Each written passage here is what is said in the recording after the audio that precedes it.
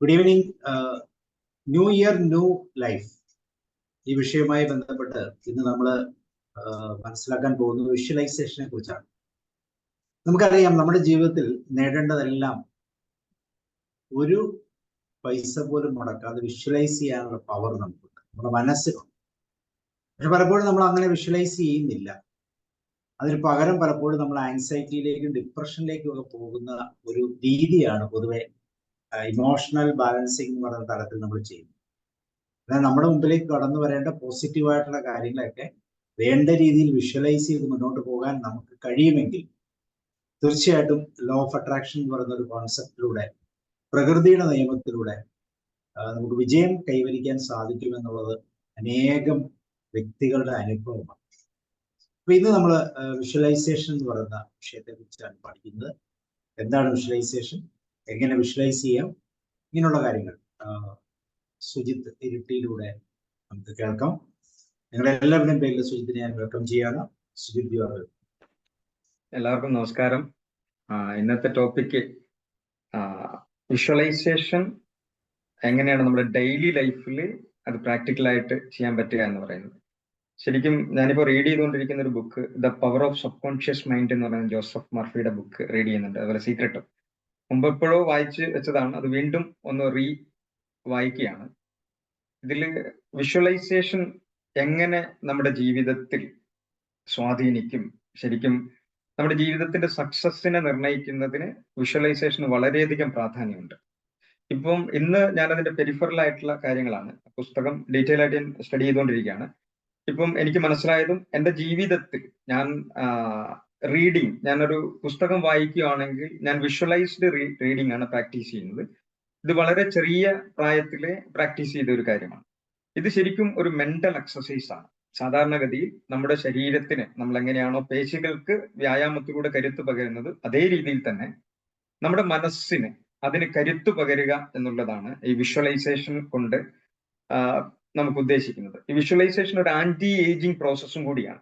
നമ്മുടെ മനസ്സിനെ വിഷ്വലൈസ് ചെയ്യാൻ പ്രാക്ടീസ് ചെയ്യുകയാണെങ്കിൽ അത് നമ്മൾക്ക് പ്രായത്തിന് പോലും പിടിച്ചു നിർത്താനുള്ള കഴിവുണ്ട്. ഇല്ലെങ്കിൽ നമ്മുടെ മൈൻഡിന് പ്രായമാവില്ല. കാരണം നമ്മുടെ മൈൻഡ് 3 സ്റ്റെപ്പായിട്ടാണ് വരുന്നത്. നമ്മൾ ചെറുപ്പത്തിലെ ഒരു ഗ്രോത്ത് മൈൻഡ് സെറ്റ് ഉണ്ടാവും, അതിനുശേഷം ഒരു ലിമിറ്റഡ് മൈൻഡ് സെറ്റിലേക്ക് മാറും, അതിനുശേഷം ഒരു ലിമിറ്റഡ് മൈൻഡ് സെറ്റിലാണ് നമ്മൾ എല്ലാവരും ജീവിക്കുന്നത്.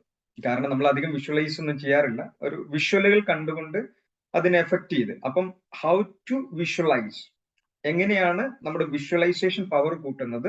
നമ്മുടെ ക്രിയേറ്റീവ് ഇമാജിനേഷനിലൂടെ.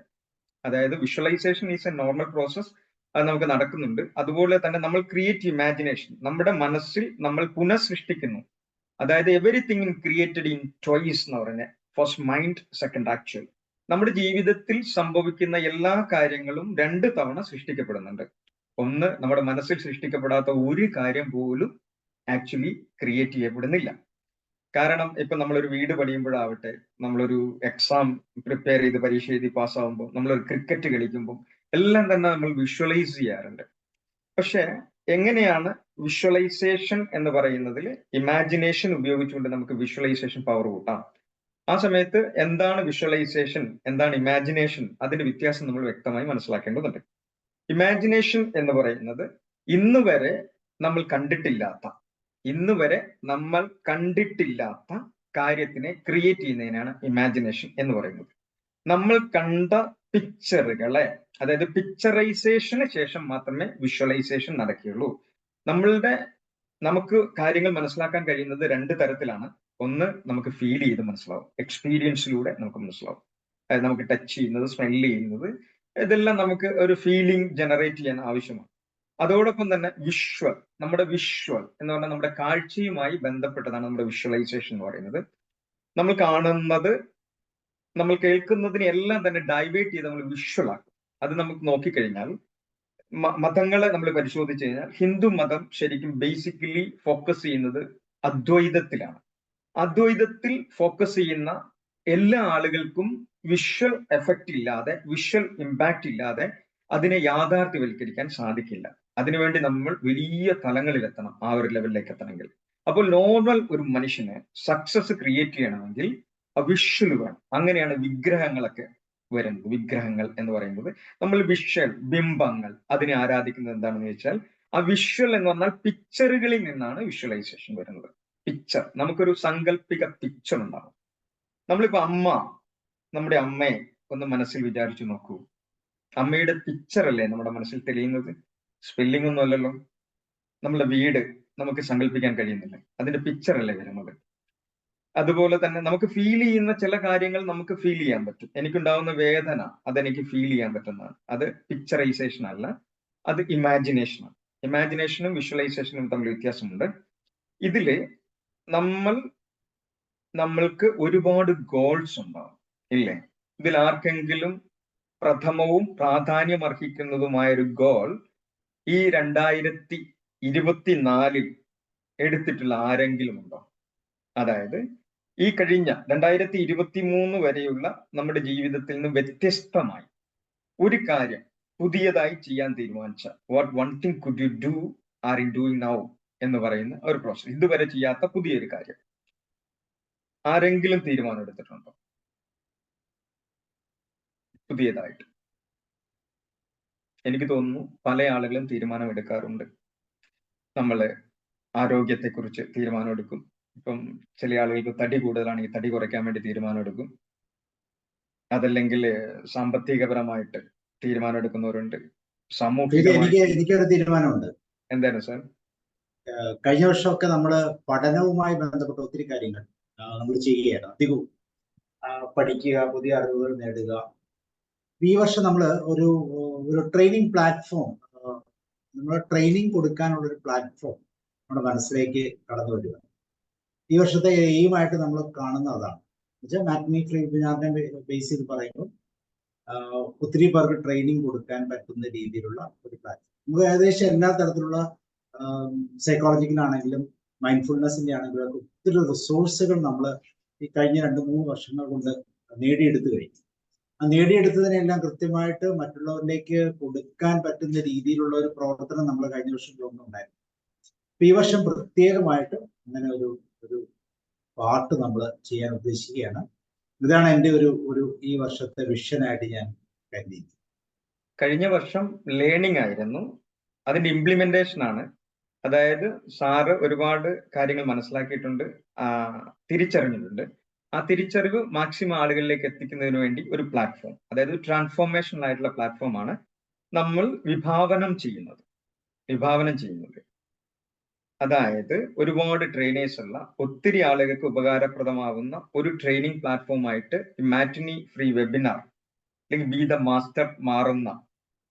ദ മാസ്റ്ററിലേക്ക് മാറുന്ന ഒരു പ്രോസസ്, അതാണ് നമ്മൾ സങ്കല്പിക്കുന്നത്. അതിലേക്ക് വിഷ്വലൈസേഷൻ മീൻസ്, അപ്പൊ നമുക്ക് എന്തൊക്കെ വിഷ്വലുകൾ അതിൽ കൊണ്ടുവരാൻ പറ്റും? ഒരുപാട് പേര് ക്ലാസ് എടുക്കുന്നതായിട്ട് കാണാൻ പറ്റും. ഇപ്പൊ ഗോപകുമാർ സാർ ഏത് വിഷയത്തിലാണ് ക്ലാസ് എടുക്കുന്നുണ്ടാവുക? മർമ്മവും വൈദ്യവുമായി ബന്ധപ്പെട്ട മേഖലയിൽ ഗോപകുമാറിന്റെ ഒരു ക്ലാസ് ഉണ്ടാവും. ജോർജ് സാറോ?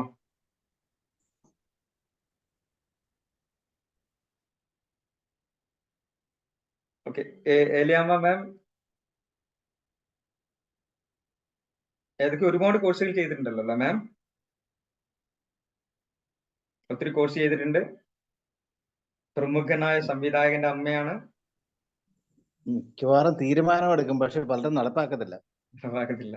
ഇന്ദിര മാം, സരസ്വതി മാം, ആർക്കെങ്കിലും നിങ്ങളുടെ വിഷയം നിങ്ങൾ ഡിസൈഡ് ചെയ്യേണ്ടതുണ്ട്.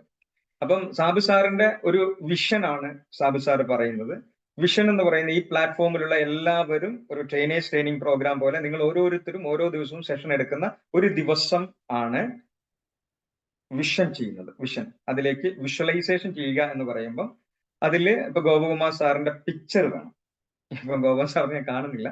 ആ പിക്ചർ എനിക്ക് വിഷ്വൽ ചെയ്യാൻ പറ്റുന്നില്ല. കാരണം വിഷ്വലൈസേഷൻ എന്ന് പറയുമ്പോൾ പിക്ചറുകളുമായി കണക്റ്റഡ് ആണ് വിഷ്വലൈസേഷൻ. ഇല്ലെങ്കിൽ ഞാനിപ്പം ഗോപകുമാർ സാർ ക്ലാസ് എടുക്കുന്നതായിട്ട് ഞാൻ കാണുന്നു. ഇപ്പൊ ഗോപകുമാർ സാറിന് ക്ലാസ് എടുക്കുന്നതായിട്ട് എനിക്ക് വിഷ്വലൈസ് ചെയ്യാൻ പറ്റും. അവിടെ വിഷ്വലൈസേഷൻ നടക്കും, ഇല്ലെങ്കിൽ ഇമാജിനേഷൻ മാത്രമേ ഉള്ളൂ. അപ്പൊ ഉലൈനാൻ സാറിനെ എനിക്ക് നേരത്തെ കണ്ടതുകൊണ്ട് ആ പിക്ചർ എൻ്റെ കയ്യിലുണ്ട്. ആ പിക്ചർ വെച്ചിട്ട് എനിക്ക് വിഷ്വൽ ചെയ്യാൻ പറ്റും. അപ്പൊ ഗോപകുമാർ സാറിനെ അവിടെ സ്ഥാപിക്കുകയും ഗോപകുമാർ സാർ ക്ലാസ് എടുക്കുന്നതായിട്ടും എനിക്ക് സങ്കല്പം രചിക്കാൻ സാധിക്കും. അതായത് ചിത്രങ്ങളുടെ സഹായത്തോടു കൂടി മാത്രമേ നമുക്ക് വിഷ്വലൈസേഷൻ സാധ്യമാവുകയുള്ളൂ. ഇപ്പോ നമുക്ക് വിഷ്വലൈസേഷനും ഫീലിംഗും കണക്ട് ആവാൻ പറ്റും. ഇപ്പം എനിക്ക് ഒരു ഹോണ്ട സിറ്റി കാർ വാങ്ങണം എന്നാണ് ഞാൻ വിചാരിക്കുന്നതെന്ന് വിചാരിക്കുക. അപ്പോ ഈ ഹോണ്ട സിറ്റി കാറിന്റെ പിക്ചറുകൾ എനിക്ക് ഡൗൺലോഡ് ചെയ്തെടുക്കാൻ പറ്റും. പക്ഷെ എനിക്ക് ഫീലിംഗും കൂടി കണക്റ്റഡ് ആയാൽ മാത്രമേ അത് കറക്റ്റ് ആയിട്ട് മൂവ് ചെയ്യുള്ളൂ. അപ്പൊ ഞാൻ അതിന്റെ ഷോറൂമിൽ പോകുന്നു, ആ ഒരു കാറിന്റെ സീറ്റിലേക്ക് ഒന്ന് കയറിയിരിക്കുന്നു, പറ്റുമെങ്കിൽ ഒരു ടെസ്റ്റ് ഡ്രൈവ് നടത്തുന്നു. ആ നടത്തി കഴിഞ്ഞാൽ എനിക്ക് ഫീലിംഗും കൂടി കണക്റ്റഡ് ആയി. അപ്പം വിഷ്വലൈസേഷൻ പിക്ചർ വേണം, വിഷ്വലൈസേഷൻ നിർബന്ധമായിട്ടും. നമ്മളുടേത് ഈ വിഷ്വലൈസേഷനെ സപ്പോർട്ട് ചെയ്യുന്ന ഫാക്ടേഴ്സ് എന്ന് പറഞ്ഞാൽ വിഷ്വൽ ചെയ്യണമെങ്കിൽ പിക്ചറൈസേഷൻ നിർബന്ധമാണ്. പിക്ചറൈസേഷൻ, അപ്പൊ പിക്ചറുകളുടെ സഹായത്തോടു കൂടി മാത്രമേ നമുക്ക് വിഷ്വലൈസേഷൻ സാധ്യമാവുകയുള്ളൂ. അപ്പം പിക്ചറൈസേഷൻ, അപ്പൊ അവിടെയാണ് വിഷൻ ബോർഡിന് വളരെയധികം പ്രാധാന്യമുള്ളത്. ഇപ്പൊ നമ്മൾ എന്ത് ആണോ ആഗ്രഹിക്കുന്നത് അതിലേക്ക് നമ്മൾ വിഷ്വലൈസ് ചെയ്യുന്ന സമയത്ത് അതുമായി കണക്റ്റഡ് ചെയ്യാൻ വേണ്ടിയിട്ട് നമ്മൾ ഇപ്പം ഗോപകുമാർ സാറ് ക്ലാസ് എടുക്കുന്ന ഒരു പിക്ചർ, അതായത് ഒരു മൈക്കിന്റെ മുമ്പിലൊക്കെ പോയിട്ട് ഒരു വലിയ മാസ് ഓഫ് ദ ഓഡിയൻസിനെ സാറ് അവരെ അഭിസംബോധന ചെയ്തുകൊണ്ട് സാറ് സംസാരിക്കുകയാണെന്ന് വിചാരിക്കുക.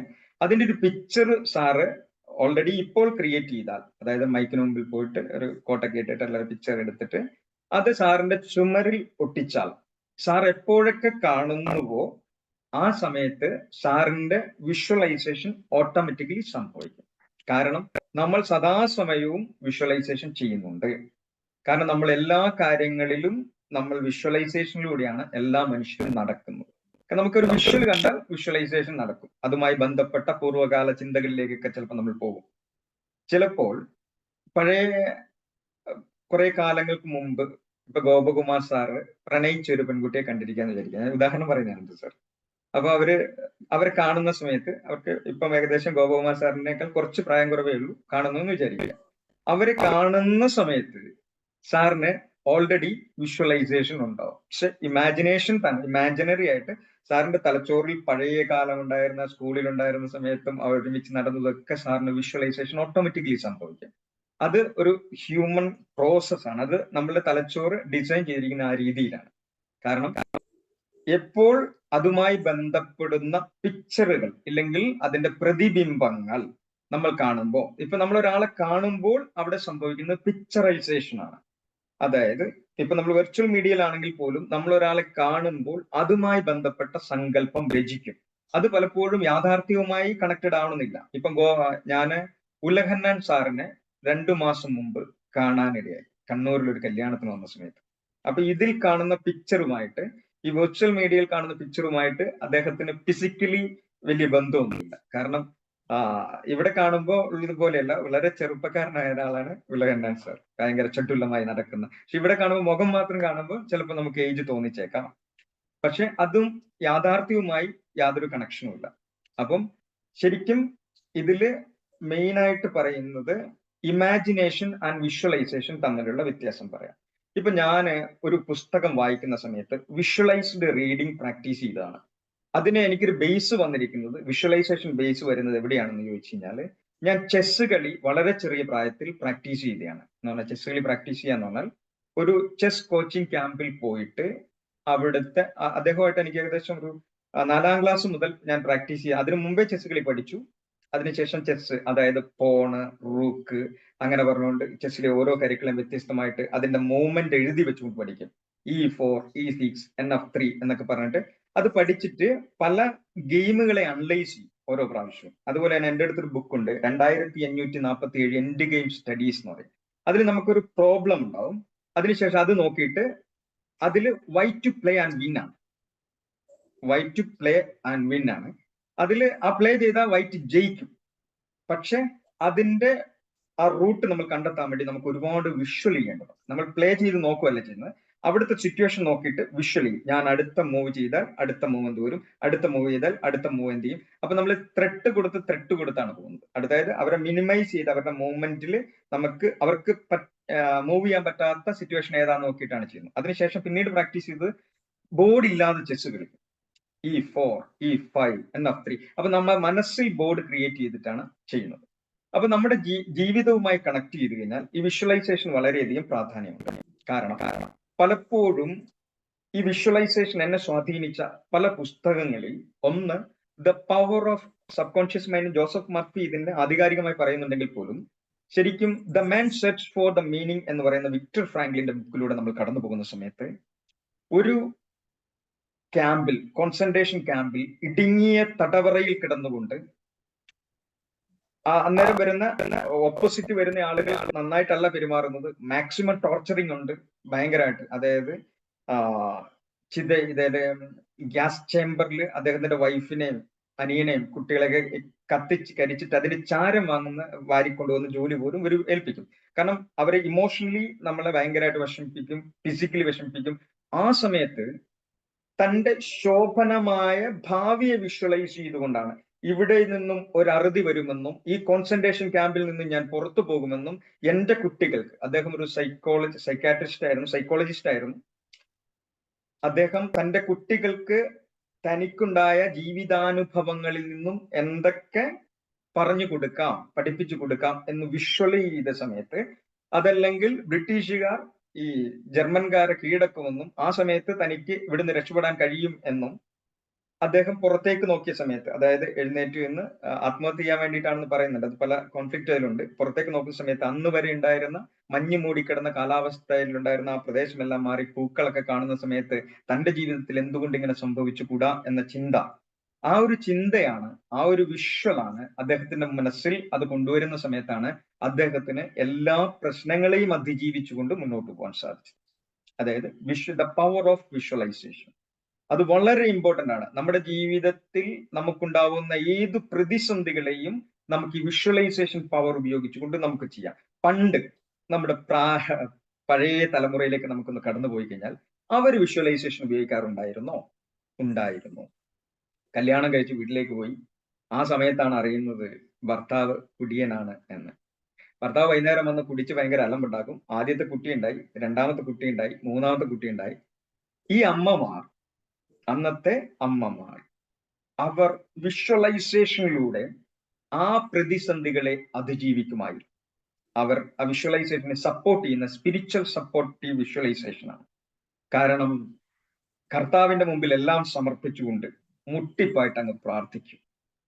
അപ്പൊ അവിടെ സമർപ്പിത ഭാവത്തിൽ ആളെ മാറ്റാൻ കഴിയും എന്ന് മനസ്സിലാക്കിക്കൊണ്ട്, കുട്ടികളെ സ്നേഹിച്ചുകൊണ്ട്, സഹനത്തിലൂടെ, അതായത് ക്രിസ്തു വിഭാവനം ചെയ്ത ആ ഒരു രീതിയുണ്ട്. അതായത് മറ്റൊരാളെ നമ്മൾ അനുവദിക്കാതെ മറ്റൊരാൾക്ക് നമ്മളെ വേദനിപ്പിക്കാൻ പറ്റില്ല എന്നും, ഇദ്ദേഹം എന്തെങ്കിലും കുടി നിർത്തുന്നതും തന്റെ മക്കളിലൂടെ ശോഭനമായ ഭാവി കരിപ്പിടിപ്പിച്ചുകൊണ്ട് ആ മക്കളെല്ലാം തന്നെ ഉന്നത നിലകളിലേക്ക് എത്തിക്കാൻ ആ അമ്മയ്ക്ക് സാധിക്കുമായിരുന്നു. കാരണം അവിടെ അമ്മ ഉപയോഗിക്കുന്ന വിഷ്വലൈസേഷൻ ആണ്. എന്ത് വിഷ്വലൈസേഷൻ? ഒരു ശോഭനമായ ഭാവി നാളെ ഉണ്ടാവും, ഇദ്ദേഹം കുടി നിർത്തും. അപ്പൊ അത് കർത്താവിന്റെ അടുത്തേക്ക് സമർപ്പിച്ചിട്ടായിരുന്നു ഉണ്ടായിരുന്നത്. അപ്പൊ ഈ വിഷ്വലൈസേഷൻ സാധാരണ ജീവിതത്തിൽ എന്നെ സംബന്ധിച്ച്, ഞാൻ ആക്സിഡന്റ് പറ്റി കിടക്കുന്ന സമയത്ത്, അതായത് ഉറങ്ങിപ്പോയതാണ്, വണ്ടി അതിനുള്ളിൽ കിടക്കുന്ന സമയത്ത് റിയാലിറ്റിയെ മനസ്സിലാക്കി ഞാൻ വിഷ്വലൈസേഷനിലൂടെയാണ് ഒരു ഹോപ്പ് കണ്ടെത്തിയത്. ഹോപ്പ് കാരണം താഴെയാണ്, ചതുപ്പിലേക്കാണ് വണ്ടി എന്ന് കൂപ്പുകുത്തിയത്. മേലെ കൂടെയൊക്കെ വാഹനങ്ങളൊക്കെ ഇങ്ങനെ അതിവേഗത്തിൽ പോകുന്നുണ്ട്. ഞാൻ എത്രമാത്രം ഒച്ചയാക്കിയിട്ട് ഒരാൾ കേൾക്കുന്നില്ല. ഈ കാട്ടിനുള്ളിലാണ് ഞാൻ കിടക്കുന്നത്. ആ സമയത്ത് എന്നെ സംബന്ധിച്ച് കൺസേൺ ഉണ്ട്. കൺസേൺ മീൻസ് ദൈവമേ ഞാൻ ചത്തുപോകുമോ, എന്തായിരിക്കും എന്റെ അവസ്ഥ എന്നൊക്കെ ചിന്തിച്ചു കഴിഞ്ഞാൽ ഞാൻ ഡൗൺ ആയിപ്പോകും. ആ സമയത്ത് ഞാൻ വിഷ്വലൈസേഷൻ എന്ന് പറയുന്നത് പ്രാക്ടീസ് ചെയ്ത് എങ്ങനെയാണെന്ന് വെച്ച് കഴിഞ്ഞാൽ, കഴിഞ്ഞ ആ ഒരു പ്രദേശത്തിനെ ഞാൻ അതുവഴി വണ്ടിയിൽ പോകുമ്പോൾ ഞാൻ ശ്രദ്ധിച്ച കാര്യങ്ങൾ എന്റെ മനസ്സിലേക്ക് വന്നു, പിക്ചറിൽ വന്നു. അപ്പൊ രാവിലെകളിൽ ഞാൻ പത്രം എടുക്കാൻ വേണ്ടി പോകുന്ന സമയത്തും തിരിച്ചു പോകുന്ന സമയത്തും അവിടെ തുണിയുമായിട്ട് പോകുന്ന അവിടുത്തെ സ്ത്രീകളെ കാണാറുണ്ട്. അവർ അലക്കാൻ വേണ്ടി രാവിലെ ഒരു 4-5 മണി വെളുപ്പാവുന്ന സമയത്താണ് അലക്കിയിട്ട്, വെളിച്ചം വരുന്നതിന് മുമ്പാണ് അവർ കയറി പോകുന്നത്, ഈ പുഴയിൽ നിന്നും അലക്കിയിട്ട് കയറി പോകുന്നത്. അതിന് തൊട്ടടുത്ത് തന്നെയാണ് ഞാൻ കിടക്കുന്നത്. അപ്പോൾ അവര് ചിലപ്പോൾ ഈ കറുത്ത വണ്ടി ആയതുകൊണ്ടും കാട്ടിനുള്ളിലായതുകൊണ്ടും അവർക്ക് കാണാൻ സാധിച്ചു എന്ന് വരില്ല. അപ്പൊ ആ സമയത്ത് ഞാൻ ശാന്തനായി കിടക്കുക, ഈ നിമിഷവും കടന്നുപോകും. ഇതിങ്ങനെ കടന്നുപോയതിനു ശേഷം അവർ വരുന്ന സമയത്ത് ശബ്ദമുണ്ടാക്കുക. അപ്പൊ അവർ കാണുമല്ലോ സ്വാഭാവികമായിട്ടും കാണുന്ന സമയത്ത് അവര് ഒന്നുകിൽ വണ്ടിയുടെ അടുത്തേക്ക് വരും, ഇല്ലെങ്കിൽ അവർ തിരിച്ചോടിപ്പോകും. അതുപോലും വിഷ്വലാണ്. തിരിച്ചവർ വീട്ടിലേക്ക് ഓടിപ്പോകുന്നു, ഇല്ലെങ്കിൽ റോട്ടിൽ കയറുന്നു. അതിനുശേഷം വരുന്ന വണ്ടികൾ കൈ നീട്ടിയിട്ട് ഒരു വണ്ടി ഇതോ അവിടെ കിടക്കുന്നു എന്ന് പറയുന്നു. ചിലപ്പോൾ അവരടുത്ത് വന്നൊന്നും വരില്ല. അപ്പൊ ആ വണ്ടിക്കാരൻ്റെ അടുത്തേക്ക് നടന്നു വരുന്നതായിട്ട് ഞാൻ വിഷ്വൽ ചെയ്യുന്നു. അയാൾ വന്നു കഴിഞ്ഞാൽ ഒരുപക്ഷെ എന്നെ എടുക്കാൻ ശ്രമിച്ചേക്കാം, എനിക്ക് നട്ടെല്ല് ഫ്രാക്ചർ ആണ്. ആ സമയത്ത് ആ സ്ട്രക്ചർ കൊണ്ടുവരിക, വണ്ടി കൊണ്ടുവരിക, ഫോൺ എടുക്കുക, വിളിക്കുക, ഹോസ്പിറ്റലിൽ പോവുക, അതിനുശേഷം കണ്ണൂരിലെത്തുക. കണ്ണൂരിലെത്തിയതിനു ശേഷം അവിടെ എന്തുമാത്രം ഡോക്ടർ പറഞ്ഞാൽ അവിടെ ചികിത്സയിൽ നിൽക്കാതെ എരുമാടേക്ക് പോവുക. കാരണം എരുമാട് ഒരുപാട് രോഗികളെ കൊണ്ടുപോയിട്ട് ഞാൻ ക്ലിയർ ആക്കി കൊണ്ടുവന്നിട്ടുണ്ട്. കാരണം ഞാൻ വണ്ടിയിൽ ഡ്രൈവർ ആയിരുന്ന സമയത്ത്. അപ്പം ഈ ഇത്രയും കാര്യങ്ങൾ പ്രിപ്പയർഡ് ആയിരുന്നു ഞാൻ. Visualisation, then focus and preparation, ഇതെല്ലാം ഞാൻ ചെയ്തിട്ടായിരുന്നു കിടക്കുന്നത്. അപ്പൊ എനിക്ക് പെയിൻ വരുന്നുണ്ട്, ഓക്കെ, അത് സ്വാഭാവികമാണ്. പക്ഷെ അന്നേരം ഞാൻ ഈ കൂടുതൽ വിഷ്വലി നമ്മുടെ ദൈനംദിന ജീവിതത്തിൽ ഈ വിഷ്വലൈസേഷൻ എന്ന് പറഞ്ഞാൽ പോസിറ്റീവ് വിഷ്വലൈസേഷൻ, പോസിറ്റീവ് ആയിട്ടുള്ള കാര്യങ്ങൾ നമ്മുടെ ജീവിതത്തിൽ സംഭവിക്കും എന്ന വിഷ്വലൈസേഷൻ നമുക്ക് കൊണ്ടുവരാൻ സാധിച്ചാൽ നമുക്ക് positive law of attraction automatically നമ്മളെ സഹായിക്കും. ലോ ഓഫ് അട്രാക്ഷൻ എന്ന് പറഞ്ഞു കഴിഞ്ഞാൽ ആ സമയത്ത് നമുക്കൊരു അത്യപൂർവമായ പവർ കൈവരും. ആ വേദനയിൽ കിടക്കുന്ന സമയത്തും അതിനെ ഓവർകം ചെയ്യാൻ വേണ്ടിയുള്ള ഒരു പവർ ജനറേറ്റ് ചെയ്യുന്ന ഒരു ഫാക്ടറിയാണ് നമ്മുടെ ഉള്ളിലുള്ളത്. അപ്പൊ ശരിക്കും the power of sub conscious mind എന്ന് പറയുന്നത് നമ്മളുടെ, ഞാൻ ബോധ മനസ്സിനെ ഉപയോഗിച്ചുകൊണ്ടാണ് സബ് കോൺഷ്യസിന് കമാൻഡ് കൊടുത്തത്. എന്റെ സബ് കോൺഷ്യസ് മൈൻഡ് കരയാനുള്ള ടെൻഡൻസി ആയിരുന്നു. കാരണം അവൻ പ്രാക്ടീസ് ചെയ്തതെല്ലാം അങ്ങനെയാണ്. കാരണം എന്തെങ്കിലും ഒരു പല്ലുവേദന വന്നാൽ രാത്രി മുഴുവൻ തിരിഞ്ഞും പറഞ്ഞും കിടന്ന് ഒച്ചപ്പാടുണ്ടാക്കുന്ന ഞാൻ ആ സമയത്ത് സ്ട്രോങ് കമാൻഡ് ബോധ മനസ്സിനെ ഉപയോഗിച്ചുകൊണ്ട് ചെയ്യുന്നതിനെയാണ് ക്രിയേറ്റീവ് ഇമാജിനേഷൻ എന്ന് പറയുന്നത്. ഓട്ടോമാറ്റിക്കലി നമ്മുടെ സബ് കോൺഷ്യസ് മൈൻഡ് ചെയ്യുന്നത് നമ്മുടെ കോർ ബിലീഫ് സിസ്റ്റത്തിനെ ഇല്ലെങ്കിൽ കഴിഞ്ഞ കാല എക്സ്പീരിയൻസിനെ ബേസ് ചെയ്തിട്ടുള്ള പിക്ചറുകളാണ് റൺ ചെയ്യുന്നത് അവർ.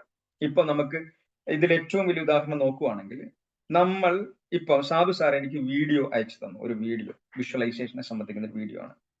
ആ വീഡിയോ ഞാൻ കാണുന്ന സമയത്ത് ടോട്ടലി ലിങ്ക് വരുന്നുണ്ടാവും, അപ്പുറത്തുനിന്ന് ഇപ്പുറത്തുനിന്നൊക്കെ ലിങ്ക്. അപ്പൊ ഇത് പൂർണ്ണമായി കാണുന്നതിന് മുമ്പ് തൊട്ടേ അടുത്ത സ്ഥലത്തെ വീഡിയോയിലേക്ക് ഞാൻ കടന്നു പോകുന്നുവെങ്കിൽ അതിലേക്ക് ഞാൻ ഫോക്കസ് ചെയ്ത് അതെന്താണെന്നറിയാൻ ഒരു ത്വര എന്നിൽ ഉണ്ടാവുന്നുണ്ടെങ്കിൽ നമുക്ക് വിഷ്വലൈസേഷൻ എന്ന് പറയുന്നത് ചെതറിപ്പോകും. അത് കോൺസെൻട്രേറ്റ് ലിസണിങ് പോലെ തന്നെയാണ് കോൺസെൻട്രേറ്റ് വിഷ്വലൈസേഷൻ എന്ന് പറയുന്നത്. അപ്പൊ നമുക്ക് ശ്രദ്ധയുടെയും കോൺസെൻട്രേഷന്റെയും മനസ്സിലാക്കേണ്ടതുണ്ട്. കഴിഞ്ഞ ദിവസം നമ്മുടെ സാറിന്റെ ക്ലാസ്സിൽ ഞാൻ ഒരിക്കലും എന്റെ മനസ്സിനെ ഞാൻ പിടിച്ചു കെട്ടാറില്ല. ഈ കോൺസെൻട്രേഷൻ എന്ന് പറയുന്ന ഒരു പട്ടീനെ തൊടലിട്ട് കൊണ്ടുവരുന്ന പോലത്തെ ഒരു പ്രോസസ്സാണ്. നമ്മൾ അറിഞ്ഞു പോവുക എന്നുള്ളതാണ് ശ്രദ്ധ എന്ന് പറയുന്നത്. അതായത് നമ്മുടെ മൈൻഡ് എന്ന് പറയുന്നത് നമ്മൾ എവിടേക്കാണോ ഫോക്കസ് ചെയ്യുന്നത് അതേ സ്ഥലത്തിലേക്ക് പോകുന്നതിനെയാണ് മൈൻഡ് എന്ന് പറയുന്നത്. ഈ മൈൻഡിന് ലിമിറ്റേഷൻ ഉണ്ട്.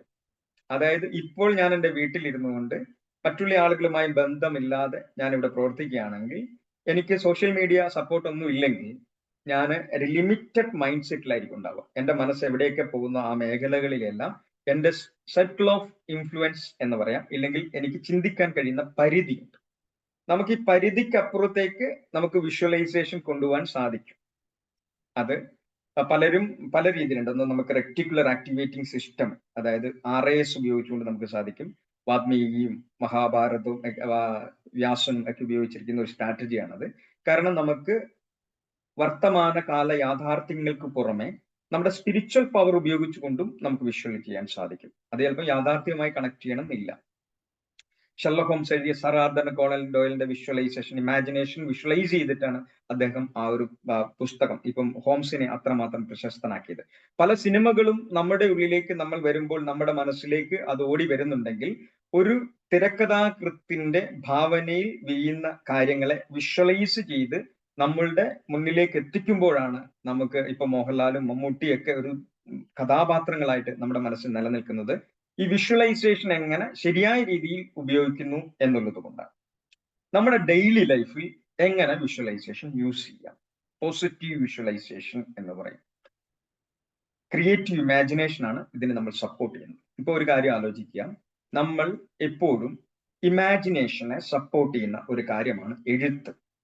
അതായത് നിങ്ങളുടെ ബോധ മനസ്സിനെയും ഉപബോധ മനസ്സിനെയും ഇന്റർകണക്ട് ചെയ്യുന്ന ഒരു പാലമാണ് എഴുത്തും വായനയും. എഴുത്തും വായനയും. നമ്മൾ സിനിമ കാണുമ്പോൾ, വീഡിയോ കാണുമ്പോൾ നമുക്ക് വിഷ്വലുകളാണ് കിട്ടുന്നത്. അതേസമയത്ത് എഴുതുമ്പോഴും വായിക്കുമ്പോഴും ഇമാജിനേഷനാണ് വർക്കൗട്ട് ചെയ്യുന്നത്.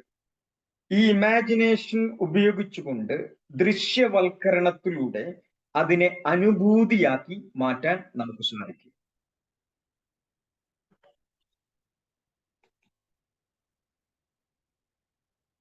ഓക്കെ, ഒരു കോള് വന്നതാണ്.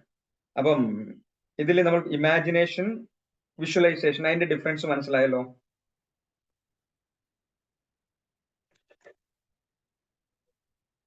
ഇമാജിനേഷനും വിഷ്വലൈസേഷനും തമ്മിൽ വ്യത്യാസം മനസ്സിലായി. ഓക്കെ, അപ്പൊ നമ്മുടെ ജീവിതത്തിൽ ഫോക്കസിങ് എന്ന് പറയുന്ന ഒരു പ്രോസസ് ഉണ്ട്. ഫോക്കസിങ്, അതായത് എൻ്റെ മകന് ഡോക്ടർ ആവാനാണ് ആഗ്രഹം, അവന്റെ ഗോൾ ഡോക്ടർ ആവുക എന്നുള്ളതാണെന്ന് വിചാരിക്കുക. അതിലെങ്ങനെ നമുക്ക് ഫോക്കസ്ഡ് പിക്ചറൈസ്ഡ് വിഷ്വലൈസേഷൻ എന്ന് പറയും. അതില് പിക്ചറുകൾ, ഡോക്ടറുമായിട്ടുള്ള ബന്ധപ്പെട്ട പിക്ചറുകൾ നമുക്ക് ചുമരിൽ പതിപ്പിച്ചുകൊണ്ട് ഇല്ലെങ്കിൽ വിഷൻ ബോർഡ് സെറ്റ് ചെയ്തുകൊണ്ട് അവനെ അതിലേക്ക് അട്രാക്ട് ചെയ്യാൻ സാധിക്കും. നമുക്ക് അവനോട് സപ്പോർട്ട് ചെയ്തുകൊണ്ട് നമുക്കൊരു വിഷൻ ബോർഡ് സെറ്റ് ചെയ്യണം. വിഷൻ ബോർഡ് സെറ്റ് ചെയ്യാന്ന് പറഞ്ഞാൽ വ്യത്യസ്തങ്ങളായ ഡോക്ടർമാരുടെ പിക്ചറുകൾ, ലോകത്തിൽ പ്രശസ്തരായ ഡോക്ടർമാർ, അവർ ചെയ്ത സേവനങ്ങൾ, ഇവയെക്കുറിച്ചുള്ള വീഡിയോസ് കാണാൻ അവനെ പ്രേരിപ്പിക്കുക. അവന്റെ തന്നെ പിക്ചർ വേണമെങ്കിൽ മോർഫ് ചെയ്തിട്ടോ ഇല്ലെങ്കിൽ അവന്റെ ഒരു ഡോക്ടറെ കുപ്പായം ഇടിപ്പിച്ചുകൊണ്ട് സ്റ്റെതസ്കോപ്പ് ഒക്കെ ഇട്ടിട്ട് ആ പിക്ചറുകൾ ചുമരിൽ പതിപ്പിക്കുക. എല്ലാ ദിവസവും രാവിലെയും വൈകുന്നേരവും അവനത് കാണട്ടെ.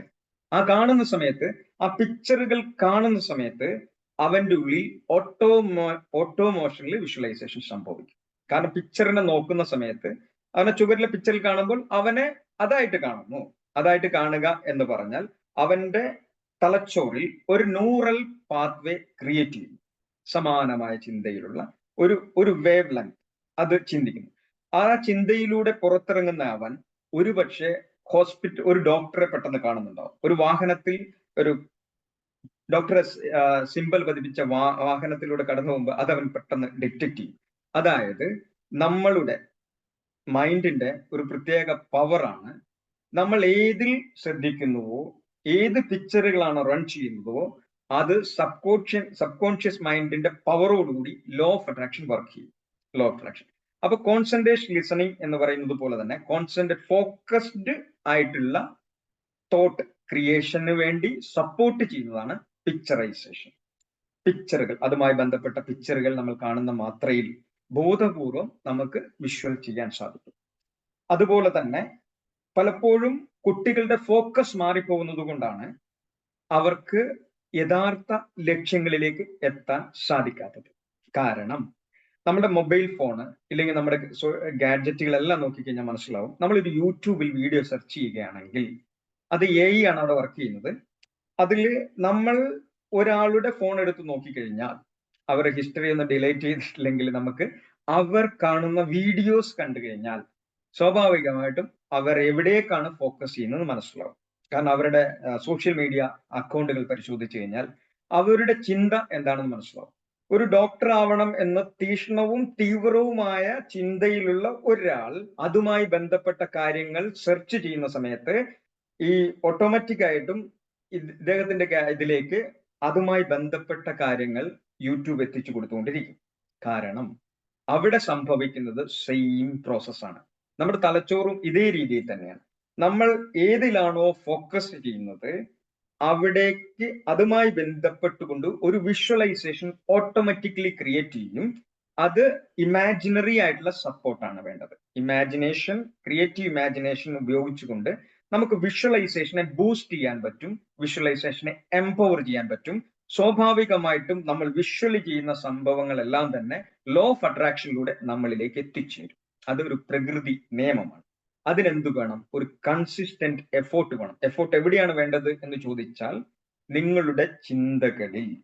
നിങ്ങളുടെ ചിന്തകളിൽ അതുണ്ടെങ്കിൽ സ്വാഭാവികമായിട്ടും അതിലേക്ക് എത്തിച്ചേരും. അതുകൊണ്ടാണ് പതഞ്ജലി മഹർഷി പറഞ്ഞത്, ഒരു മഹത്തായ പദ്ധതിയോ ലക്ഷ്യമോ മനസ്സിൽ ചിറക് വിടർത്തുമ്പോൾ നിങ്ങളുടെ കഴിവുകൾ പരിമിതികളെ അതിജീവിക്കും, മഹത്തായ മറ്റൊരു തലത്തിൽ എത്തിച്ചേരും എന്ന് പറയുന്നത്.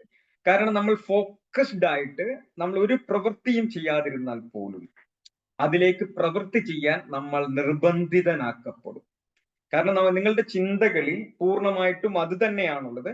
24 മണിക്കൂറും അതല്ലാതെ മറ്റൊരു ചിന്തയെ നിങ്ങൾ പ്രൊമോട്ട് ചെയ്യുന്നില്ല, പ്രോത്സാഹിപ്പിക്കുന്നില്ല, ഫോക്കസ് ചെയ്യുന്നില്ല എങ്കിൽ സ്വാഭാവികമായിട്ടും നിങ്ങൾക്ക് അടങ്ങിയിരിക്കാൻ കഴിയില്ല. കാരണം പ്രകൃതി നിങ്ങളെ കൊണ്ട് പണിയെടുപ്പിക്കും. കാരണം നിങ്ങൾക്ക് ഇതിൽ നിന്ന് വിട്ടുപോകാൻ പറ്റില്ല. കാരണം നിങ്ങളുടെ ചിന്തകൾ എവിടെയാണോ, നിങ്ങളുടെ ഫോക്കസ്ഡ് വിഷ്വലൈസേഷൻ എവിടെയാണോ നടക്കുന്നത്, അതുമായി ബന്ധപ്പെട്ട കാര്യങ്ങളിലേക്ക് മാത്രമേ ടോട്ടൽ, അതായത് പ്രകൃതിയുമായി കണക്ട് ചെയ്തല്ല, സമാനമായിട്ടുള്ള വേവ് ലെങ്തുമായിട്ട് നിങ്ങൾ കണക്ട് ചെയ്യും. നിങ്ങളിപ്പം ഒരു ഡോക്ടർ ആവാൻ വേണ്ടി അതിയായി ആഗ്രഹിച്ച് അതിനുവേണ്ടി തീവ്രമായി പ്രയത്നം നടത്തുന്ന ഒരാളാണെങ്കിൽ നിങ്ങളുടെ ഫോണിലേക്ക് ഡോക്ടറുമായി ബന്ധപ്പെട്ട അതുമായി ബന്ധപ്പെട്ട ആളുകളുടെ കോളുകൾ വന്നുകൊണ്ടേയിരിക്കും. അതായത് തന്റെ സ്വപ്നങ്ങളിൽ, അതായത് ഉറങ്ങുമ്പോൾ കാണുന്നതല്ല, ഉണർന്നിരിക്കുമ്പോൾ കാണുന്ന തീക്ഷ്ണവും തീവ്രവുമായ സ്വപ്നങ്ങളെ സ്നേഹിച്ചയാളാണ് അബ്ദുൽ കലാം. അബ്ദുൽ കലാമിന്റെ ജീവചരിത്രം നമ്മൾ വായിക്കുന്ന സമയത്ത് നമുക്ക് മനസ്സിലാക്കുന്ന ഒരുപാട് കാര്യങ്ങളുണ്ട്. അബ്ദുൽ കലാം നിർബന്ധിതനാക്കപ്പെടുകയാണ് പല സമയത്തും. കാരണം അബ്ദുൽ കലാം അതുമായി ഫോക്കസ്ഡ് ആണ്, അതിനുമായി കഴിവുണ്ടായിരുന്നു, അതിനെക്കുറിച്ച് ചിന്തിക്കുമായിരുന്നു. അപ്പൊ ഓരോ കാലഘട്ടങ്ങളിലും ഇന്ദിരാഗാന്ധി അടക്കം അബ്ദുൽ കലാമിനോട് പറഞ്ഞ ഒരു കാര്യമുണ്ട്, എല്ലാം കേട്ടതിന് ശേഷം നിങ്ങളുടെ കാര്യങ്ങൾ 4 മാസം കൊണ്ടാണ് പ്രൊജക്ട് തീർത്തിയേക്കണം എന്ന് പറഞ്ഞപ്പോൾ നിങ്ങളുടെ കാര്യങ്ങൾ കുറച്ചുകൂടി നേരത്തെ ആക്കുവാൻ എന്റെ ഭാഗത്ത് നിന്ന് എന്താണ് ചെയ്യേണ്ടത് എന്നാണ് ചോദിച്ചത്. കാരണം അതിനുവേണ്ടി പുറമേ നിന്നും ഒരു ശക്തി നമ്മളെ സഹായിക്കുന്നുണ്ടാവും. ഇന്നത്തെ ഒരു പോയിന്റ് എന്ന് പറയുന്നത്, നമ്മുടെ ദൈനംദിന ജീവിതത്തിൽ വരുന്ന ഏതൊരു വിഷയങ്ങളെയും നമുക്ക് പോസിറ്റീവായിട്ടുള്ള ക്രിയേറ്റീവ് ഇമാജിനേഷൻ ഉപയോഗിച്ചുകൊണ്ട് നമുക്ക് വിഷ്വലൈസ് ചെയ്തിട്ട് നമുക്ക് അതിനെല്ലാം ഓവർകം ചെയ്യാൻ സാധിക്കും. അതിന് വിഷ്വലൈസേഷൻ പ്രാക്ടീസ് ചെയ്യണം. പ്രാക്ടീസ് ചെയ്യാന്ന് പറഞ്ഞാൽ നമ്മളോട് ഒരാൾ മോശമായി പെരുമാറുന്നു എന്ന് വിചാരിക്കുക. ആ സമയത്ത് ഞാൻ ദേഷ്യപ്പെടും, സ്വാഭാവികമായിട്ടും എനിക്ക് ദേഷ്യം വരും. അതാണ് എൻ്റെ ഹാബിച്വൽ പാറ്റേൺ. അതിനെ എങ്ങനെ ഓവർകം ചെയ്യാം, ആ സിറ്റുവേഷൻ നമ്മൾ എഴുതണം. ആ സിറ്റുവേഷൻ എഴുതുന്നു. ഏതൊക്കെ സമയത്താണ് ഞാൻ ട്രിഗർ ആവുന്നത്, അദ്ദേഹത്തിന്റെ ഇമ്പൾസിൽ ഏതൊക്കെ പോയിന്റിലാണ് ഞാൻ ട്രിഗർ ആകുന്നത് എന്ന് എഴുതി വെച്ചാൽ ആ സംഭവത്തിനെ നമുക്ക് മെഡിറ്റേഷൻ കഴിഞ്ഞ് വിഷ്വലൈസ് ചെയ്യാം. എന്നിട്ട് ഒരു പോസിറ്റീവായിട്ട് ഒരു വേ, അതായത് നമ്മൾ ചുമ്മാ ഇരുന്നാൽ മതി, നമ്മുടെ മനസ്സ് അതിനൊരു സൊല്യൂഷൻ കൊണ്ടുതരും. കാരണം അത്രമാത്രം പവർഫുൾ ആണ്. നമ്മൾ എന്ത് റോ മെറ്റീരിയൽ ഇട്ട് കൊടുത്തു കഴിഞ്ഞാലും അതിൽ നിന്നും ഒരു ഔട്ട് കൊണ്ടുതരാൻ വേണ്ടിയിട്ട് ഇത്രമാത്രം വലിയ ഫാക്ടറി ലോകത്തില്ല. കാരണം ആ ചിന്തകൾ ക്രിയേറ്റ് ചെയ്യുന്ന ഫാക്ടറിയിലേക്ക് നല്ല റോ മെറ്റീരിയൽ ഇട്ട് കൊടുക്കുക, അതിനുശേഷം നമ്മൾ ശാന്തമായിരിക്കുക, സൊല്യൂഷൻ അവിടെ വരുന്നുണ്ടാവും. കാരണം നമ്മൾ ഒന്നിനെ പിടിച്ചു വെക്കാതെ അതിന്റെ സൊല്യൂഷൻ തേടിക്കഴിഞ്ഞാൽ, കാരണം നീ നിന്റെ സർവ്വവിധ ശുഷ്കാന്തിയോടും കൂടി നിന്റെ ഹൃദയത്തിൽ അന്വേഷിക്കുക. കാരണം സകല പ്രശ്നങ്ങളുടെയും ഉത്ഭവം അവിടെ നിന്നാണെന്ന് ഒരു സങ്കീർത്തനക്കാരൻ പറയുന്നത് പോലെ നമ്മുടെ ഉള്ളിൽ ഉണ്ടാക്കുന്ന, നമ്മുടെ ഫീലിംഗ് ജനറേറ്റ് ചെയ്യുന്ന ആ ഒരു കാര്യങ്ങളെ നമുക്ക് പോസിറ്റീവായിട്ടുള്ള വിഷ്വലൈസേഷൻ ഉപയോഗിച്ചുകൊണ്ട് നമുക്ക് ഓവർകം ചെയ്യാൻ സാധിക്കും. ഏത് സിറ്റുവേഷനെ നമുക്ക് ഓവർകം സാധിക്കും. ഇത് തന്നെയാണ് CBT പഠിച്ചാൽ നമുക്ക് മനസ്സിലാവുന്നത്. ഇത് തന്നെയാണ് നമ്മൾ NLP, ന്യൂറോ ലിംഗ്വിസ്റ്റിക് പ്രോഗ്രാം പഠിച്ചാൽ മനസ്സിലാവുന്നത്. ഇതിന്റെ എല്ലാം പെർമനന്റ് സൊല്യൂഷൻ എന്ന് പറയുന്നത് നമ്മളുടെ ചിന്തയാണ്. പോസിറ്റീവായിട്ടുള്ള ചിന്തകളെ നമുക്ക് ക്രിയേറ്റ് ചെയ്യണമെങ്കിൽ ക്രിയേറ്റീവ് ഇമാജിനേഷൻ ഉപയോഗിക്കാം. അപ്പൊ അതിന്റെ പ്രാക്ടിക്കൽ സൈഡ് എന്ന് പറയുന്നത് ഞാൻ പറഞ്ഞ മെയിൻ പോയിന്റിലേക്ക് ഒന്നുകൂടി വരാം. നമ്പർ 1 എന്ന് പറയുന്നത്, ഞാൻ പറയുന്നത് ഇമാജിനേഷൻ ആണ് നമ്മൾക്ക് ക്രിയേറ്റ് ചെയ്യാൻ പറ്റുന്ന സംഭവം. വിഷ്വൽ എന്ന് പറയുന്നത് പിക്ചറുകൾ, അതായത് നമ്മൾ കാണുന്ന പിക്ചറുകളെ റൺ ചെയ്യുന്നതിനെയാണ് വിഷ്വലൈസേഷൻ എന്ന് പറയുന്നത്. ഇപ്പോ കോട്ടയം നമുക്കൊന്ന് പോയിട്ട് വരാൻ പറ്റുമെന്ന് ചോദിച്ചാൽ, ഇപ്പൊ എനിക്ക് തോന്നുന്നു ഉലകണ്ണൻ സാറിന് കോട്ടയം പോകാനും സാബു സാറിന്റെ ഫ്ലാറ്റും ഇപ്പൊ ഉലകണ്ണൻ സാറിന് കാണാൻ സാധിക്കും. കാരണം അവിടെ കഴിഞ്ഞ ദിവസം പോയതുകൊണ്ട് സാറിന് വിഷ്വൽ ചെയ്യാൻ പറ്റും. സാബു സാർ വരുന്നത് പോകുന്നത് എല്ലാം സാറിന് കാണാൻ സാധിക്കുന്നുണ്ടല്ലോ. ഓക്കെ, അതെന്തുകൊണ്ടാണെന്ന് ചോദിച്ചു കഴിഞ്ഞാൽ വിഷ്വലൈസേഷൻ ആണ്. അതായത് സാർ അവിടെ ചെന്ന് ദൃശ്യവൽക്കരിച്ചു. അതായത് ഇല്ലെങ്കിൽ എനിക്കിപ്പം സാബു സാറിന്റെ ഫ്ലാറ്റ് എന്ന് പറഞ്ഞാൽ ഇമാജിനേഷൻ ആണ്. കാരണം ഒരു ഫ്ലാറ്റ് കാണുന്നു, അതുമായിട്ട് യാതൊരു ബന്ധം ഉണ്ടാവണമെന്നില്ല, ചിലപ്പോൾ വേറെ ഏതെങ്കിലും ഫ്ലാറ്റ് ആയിരിക്കും, അതാണ് ഇമാജിനേഷൻ. പക്ഷെ സാറാണ് വിഷ്വലൈസേഷൻ ശരിക്കും ചെയ്യാൻ പറ്റുക. കാരണം സാറിന്, അതായത് ദൃശ്യം എന്ന് പറഞ്ഞ സിനിമയിൽ മോഹൻലാൽ എങ്ങനെയാണോ ദൃശ്യവൽക്കരണത്തിനെ പ്രാക്ടീസ് ചെയ്യാൻ വേണ്ടി കുട്ടികളെ പ്രാക്ടീസ് ചെയ്ത് ഓരോ സ്ഥലങ്ങളിൽ കൊണ്ടുപോയിട്ട് ഓരോന്ന് എന്നുകൊണ്ടാണ് പറയുമ്പോൾ മാറ്റം വരാതിരിക്കുന്നത്. ഇപ്പൊ ഉലകണ്ണൻ, അതായത് ദൃശ്യം സിനിമയിലെ സിറ്റുവേഷൻ നോക്കുകയാണെങ്കിൽ ഞാൻ പറയുകയാണ്, ഞാൻ കഴിഞ്ഞ ദിവസം സാബു സാറിന്റെ അടുത്ത് പോയിരുന്നു. അപ്പോൾ 2 ഓപ്ഷൻ ഉണ്ടായിരുന്നു. ഒന്നുകിൽ ഫ്ലാറ്റിലേക്ക് പോകണോ അതോ വീട്ടിലേക്ക് പോകണം വെച്ചപ്പോൾ ഫ്ലാറ്റിലേക്ക് പോകാൻ വേണ്ടി ഞാൻ തീരുമാനിക്കുന്നു, ഫ്ലാറ്റിൽ പോകുന്നു എന്നൊക്കെ പറഞ്ഞു കഴിഞ്ഞാൽ ഒരു ചോദിച്ചു കഴിഞ്ഞാൽ, മാറ്റി മറിച്ചും ചോദിച്ചു കഴിഞ്ഞാൽ എവിടെയാണ് ഫ്ലാറ്റ് എന്ന് വെച്ചാൽ എനിക്ക് അറിയാൻ പറ്റില്ല, ഞാൻ ഫ്ലാറ്റ് ആവും. അതേസമയത്ത് ഉലകണ്ണൻ സാറിന് സാധിക്കുന്നത് എന്തുകൊണ്ടാന്ന് വെച്ചാൽ സാർ അവിടെ പോയിരുന്നു. അപ്പൊ അവിടെ വിഷ്വലൈസേഷൻ, ദൃശ്യവൽക്കരണം കറക്റ്റ് ആയിട്ട് സംഭവിക്കും. അപ്പൊ നമുക്ക് ദൃശ്യവൽക്കരണത്തിന് ഓട്ടോമാറ്റിക്കായിട്ട് സംഭവിക്കാൻ സാധിക്കുന്നത് പിക്ചറൈസേഷൻ വളരെ ഇമ്പോർട്ടന്റ് ആണ്. പിക്ചറുകൾ, വിഷൻ ബോർഡ്, നമ്മൾ എന്താണോ നമ്മുടെ ലക്ഷ്യങ്ങൾ അതിൽ വിഷൻ കിട്ടുന്നതിന് വേണ്ടി വിഷൻ ബോർഡ് സെറ്റ് ചെയ്യുക വളരെ ഇമ്പോർട്ടന്റ്. അപ്പം പിക്ചറൈസേഷൻ, ഓക്കെ. രണ്ട്, വെർബലൈസേഷൻ. വെർബലൈസേഷന് രണ്ട് ഓപ്ഷൻ ഉണ്ട്. ആ വെർബലൈസേഷനെയാണ് നമ്മൾ അഫർമേഷൻ എന്ന് പറയുന്നത്. അഫർമേഷൻ പക്ഷെ കുറെ ലാർജ് സ്കെയിലാണ് പോകുന്നത്. പക്ഷെ നമ്മൾ ഒരു പ്രസന്റ് ടെൻസിൽ ഈ കാര്യങ്ങൾ എഴുതി വെക്കുകയും അതിനെ റിപ്പീറ്റ് ചെയ്ത് റീഡ് ചെയ്യുകയും ചെയ്യുന്ന സമയത്ത് ഓട്ടോമാറ്റിക്കലി ഇതും നമ്മുടെ വിഷ്വലൈസേഷനെ സപ്പോർട്ട് ചെയ്യുന്നുണ്ട്. അപ്പൊ അഫർമേഷൻ എന്ന് പറയുന്നത് പ്രാർത്ഥനയുടെ വേറൊരു തലമാണ്. പക്ഷെ പോസിറ്റീവ് ആയിട്ടുള്ള കാര്യങ്ങളാണ് ഇപ്പം അഫർമേഷനിൽ വരുന്നത് കംപ്ലീറ്റ്. ഈ അഫർമേഷൻസ് നമ്മൾ റീഡ് ചെയ്യുമ്പോൾ അത് നമ്മളുടെ, അപ്പൊ അത് വെർബലൈസേഷൻ, പിക്ചറൈസേഷൻ, വെർബലൈസേഷൻ, ദെൻ ക്രിസ്റ്റലൈസേഷൻ ഓട്ടോമാറ്റിക് സംഭവിക്കുന്നതാണ്. അതൊരു ക്രിസ്റ്റൽ ക്ലിയർ ആയിട്ട്, അതായത് കോർ ബിലീഫ് സിസ്റ്റത്തില് കറക്റ്റ് ആയിട്ട് അത് നമുക്ക് നേടാൻ കഴിയും എന്നുള്ള ഈ പന്ത് കളിക്ക് മുമ്പ് ടീം അംഗങ്ങൾ ചേർന്ന് അവർ ഈ പറഞ്ഞിട്ട് അവർ വിഷ്വലൈസ് ചെയ്ത് മെഡിറ്റേഷനിൽ വിഷ്വലൈസ് ചെയ്തിട്ട് പറഞ്ഞ് അവരത് ക്രിസ്റ്റൽ ക്ലിയർ ആയിട്ട് വെക്കുന്ന ഒരു സാഹചര്യമുണ്ട്. ആ എത്രമാത്രം ക്ലിയർ ആണോ ആ ടീമായിരിക്കും വിജയിക്കുന്നുണ്ടാവുക. തുല്യ ടീമുകൾ തമ്മിൽ മത്സരിക്കുന്ന സമയത്ത് എപ്പോഴും വിജയത്തെക്കുറിച്ച് സംശയമില്ലാതെ വ്യക്തമായി കോർ ബിലീഫ് സിസ്റ്റം എന്നൊക്കെ പറയുന്ന പോലെ നമ്മുടെ പാരഡൈംസ് പാരറ്റിക്കിലൊക്കെ വരുന്നത് പോലെ അത്രമാത്രം തീവ്രമായി ഏതൊരുവൻ വിശ്വസിക്കുന്നുവോ അവനാണ് പവർ കൂടുതൽ ഉണ്ടാവുക. അതാണ് ഒരു സംശയത്തിന്റെ ഒരു കണിക. അതായത് നിങ്ങളുടെ കിണറ്റിലേക്ക് ഞാൻ ഒരു തുള്ളി വിഷം ഒഴിച്ചു എന്ന് നിങ്ങൾക്ക് തോന്നിയാൽ ഓരോ പ്രാവശ്യം വെള്ളം കുടിക്കുന്ന സമയത്തും വയറുവേദന ഉണ്ടാവും. അതേസമയത്ത് ആ വിഷം അതിൽ എഫക്ട് ചെയ്യണമെന്നില്ല. പക്ഷെ വിഷം ഒഴിച്ചു എന്ന ഒരു തോന്നൽ നമ്മുടെ ആരോഗ്യത്തെ സ്വാധീനിക്കുന്നത് പോലെ, ഇപ്പൊ പായസത്തിൽ ചെരുപ്പ് വീണു എന്ന് ഒരാൾ പറഞ്ഞു എന്ന് വിചാരിക്കുക. നിങ്ങൾ കല്യാണം കഴിഞ്ഞു, ഇപ്പൊ സാബു സാറും ഉലയണ്ണ സാറും രാജു ഫിലിപ്പ് സാർ ഇത് സംഭവം അറിഞ്ഞിട്ടില്ല, അവർ ഭക്ഷണം കഴിച്ചിട്ട് പോയി. പക്ഷെ ഞാനും ജലീൽ സാറിനും ജോർജ് സാറൊക്കെ വന്ന സമയത്താണ് ഞങ്ങളോട് ഒരാൾ വന്ന് പറയുന്നത്, അവിടെ മറ്റേ ഈ പായസം കൊണ്ടുവരുന്ന സമയത്ത് ആ ചെക്കന്റെ ചെരുപ്പത്തിൽ വീണുമായിരുന്നു, അത് കിട്ടിയിട്ടേ ഇല്ല. ആ സമയം മുതൽ ഞങ്ങൾക്ക് 3 പേർക്കും ഓക്കാനം ഉണ്ടാവും, ഛർദി ഉണ്ടാവും, കാര്യങ്ങളുണ്ടാവും. പക്ഷെ ഇതറിയാത്ത സാബു സാറോ ഉലയൻ സാറോ അവർക്ക് ഒരു ആരോഗ്യ പ്രശ്നങ്ങളും ഉണ്ടാവില്ല. കാരണം ഞങ്ങൾ അത് വിഷ്വലൈസ് ചെയ്യുന്നു. ആ പായസത്തിൽ ചെരുപ്പ് വീഴുന്നത്, ഈ സംഭവങ്ങളൊക്കെ വിഷ്വലൈസ് ചെയ്തിട്ട് അതിന്റെ ആഫ്റ്റർ എഫക്ട്സ് എങ്ങനെയാണ് നമുക്ക് ഉണ്ടാകുന്നത്. അതേസമയം ഇവർ ഇത് അറിഞ്ഞിട്ടില്ലെങ്കിൽ ഇവർക്ക് ഉണ്ടാവാത്തത് എന്തുകൊണ്ടാണെന്ന് വെച്ചാൽ അവർ വിഷ്വൽ ചെയ്യുന്നില്ല.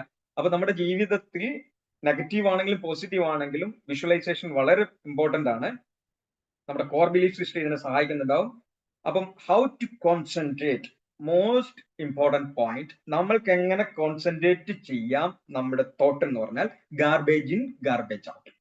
ഗാർബേജ് ഇൻ ഗാർബേജ്, കമ്പ്യൂട്ടറിന്റെ ഭാഷയിൽ പറയുന്ന പോലെ നമ്മൾ എന്തുള്ളിലേക്ക് ഇട്ട് കൊടുക്കുന്നു അതിന്റെ ബൈ പ്രൊഡക്റ്റ് വരുള്ളൂ. അപ്പൊ നമ്മൾ എന്ത് കാണണം എന്ന് നമ്മൾ തീരുമാനിക്കണം. അതുമായി ബന്ധപ്പെട്ടത് സെർച്ച് ചെയ്തുകൊണ്ടിരിക്കുക, അത് കണ്ടുകൊണ്ടിരിക്കുക, നിരന്തരമായിട്ടുള്ള ഫോക്കസിങ് അതിലുണ്ടാവുക. ആരുമായി അസോസിയേറ്റ് ചെയ്യണം എന്ന് നമ്മൾ തീരുമാനിക്കുക. അതായത് എന്ത് ടച്ച് ചെയ്ത് സ്മെൽ ചെയ്ത് ഫീൽ ചെയ്യുന്നത്, ഇതെല്ലാം അതായത് നമ്മുടെ 5 സെൻസിലും നമ്മൾ കോൺസെൻട്രേറ്റ് ചെയ്ത് കഴിഞ്ഞാൽ ഓട്ടോമാറ്റിക് ആയിട്ട് റൺ ചെയ്ത് ലോ ഓഫ് അട്രാക്ഷൻ വർക്ക് ചെയ്യും. അത് നിങ്ങൾ തീവ്രവും തീക്ഷ്ണവുമായി ഇതിൽ തന്നെ ഫോക്കസ് ചെയ്താൽ പ്രകൃതി ശക്തികൾ നിങ്ങളെ പിടിച്ച് ഇതിലേക്ക് കൊണ്ടിടും. നിങ്ങൾക്ക് ഇതിൽ നിന്നും മാറിപ്പോകാൻ പറ്റില്ല.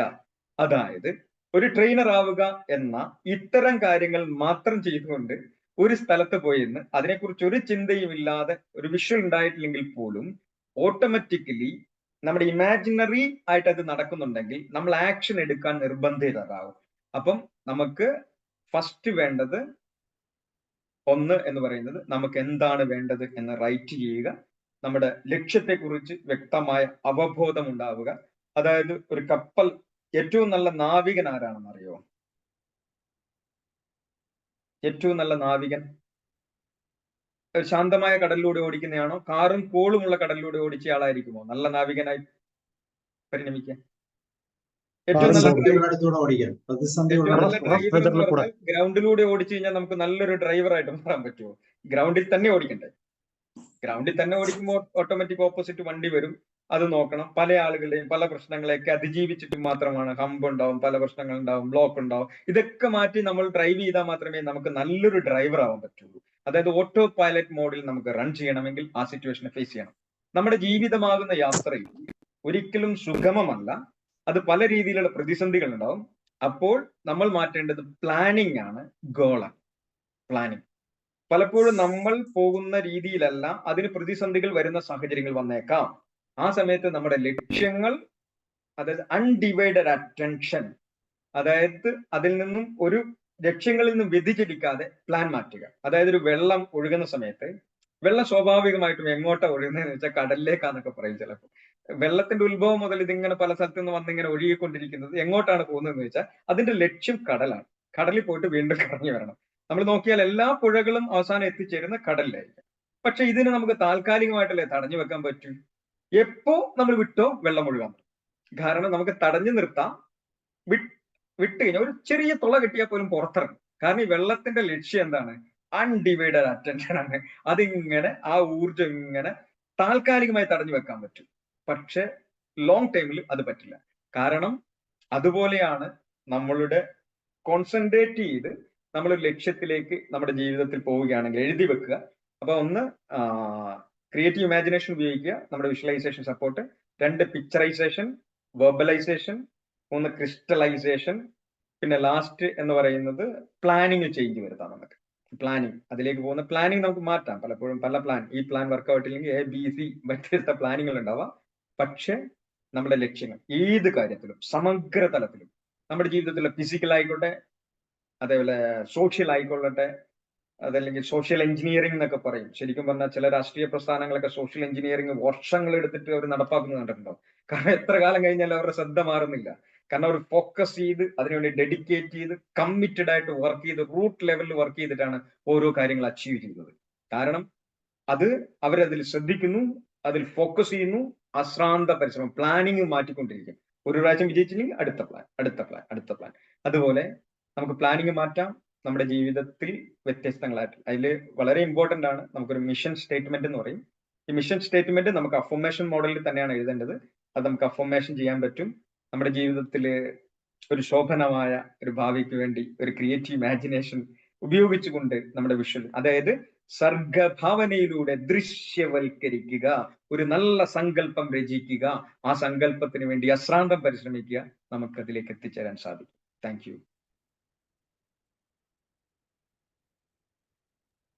So thank you. വളരെ മനോഹരമായി വിഷ്വലൈസ് ചെയ്യാൻ നമ്മളെ ഓർമ്മിപ്പിച്ച അനേക അനുഭവങ്ങളാണ് അല്ലെ. വിഷ്വലൈസ് ചെയ്യാത്ത മനുഷ്യൻ നേട്ടങ്ങൾ കൃത്യമായിട്ട് സ്വീകരിക്കുന്നവരല്ല എന്ന് വേണം ചിന്തിക്കാൻ. ഇന്ന് വിഷ്വലൈസേഷന്റെ കാലഘട്ടമാണ്. വിഷ്വലൈസ് ചെയ്യാൻ പഠിപ്പിക്കുന്നു, അതനുസരിച്ച് മുന്നോട്ട് പോകാൻ നമ്മൾ ശ്രമിക്കുന്നു. നമുക്ക് കിട്ടുന്ന റിസൾട്ടുകൾ കൃത്യമായിട്ട് നമ്മൾ പ്രൊക്ലൈം ചെയ്യുന്നു. ഇങ്ങനെ മനോഹരമായ ഒത്തിരി അവസരങ്ങൾ നിലനിൽക്കുകയാണ്.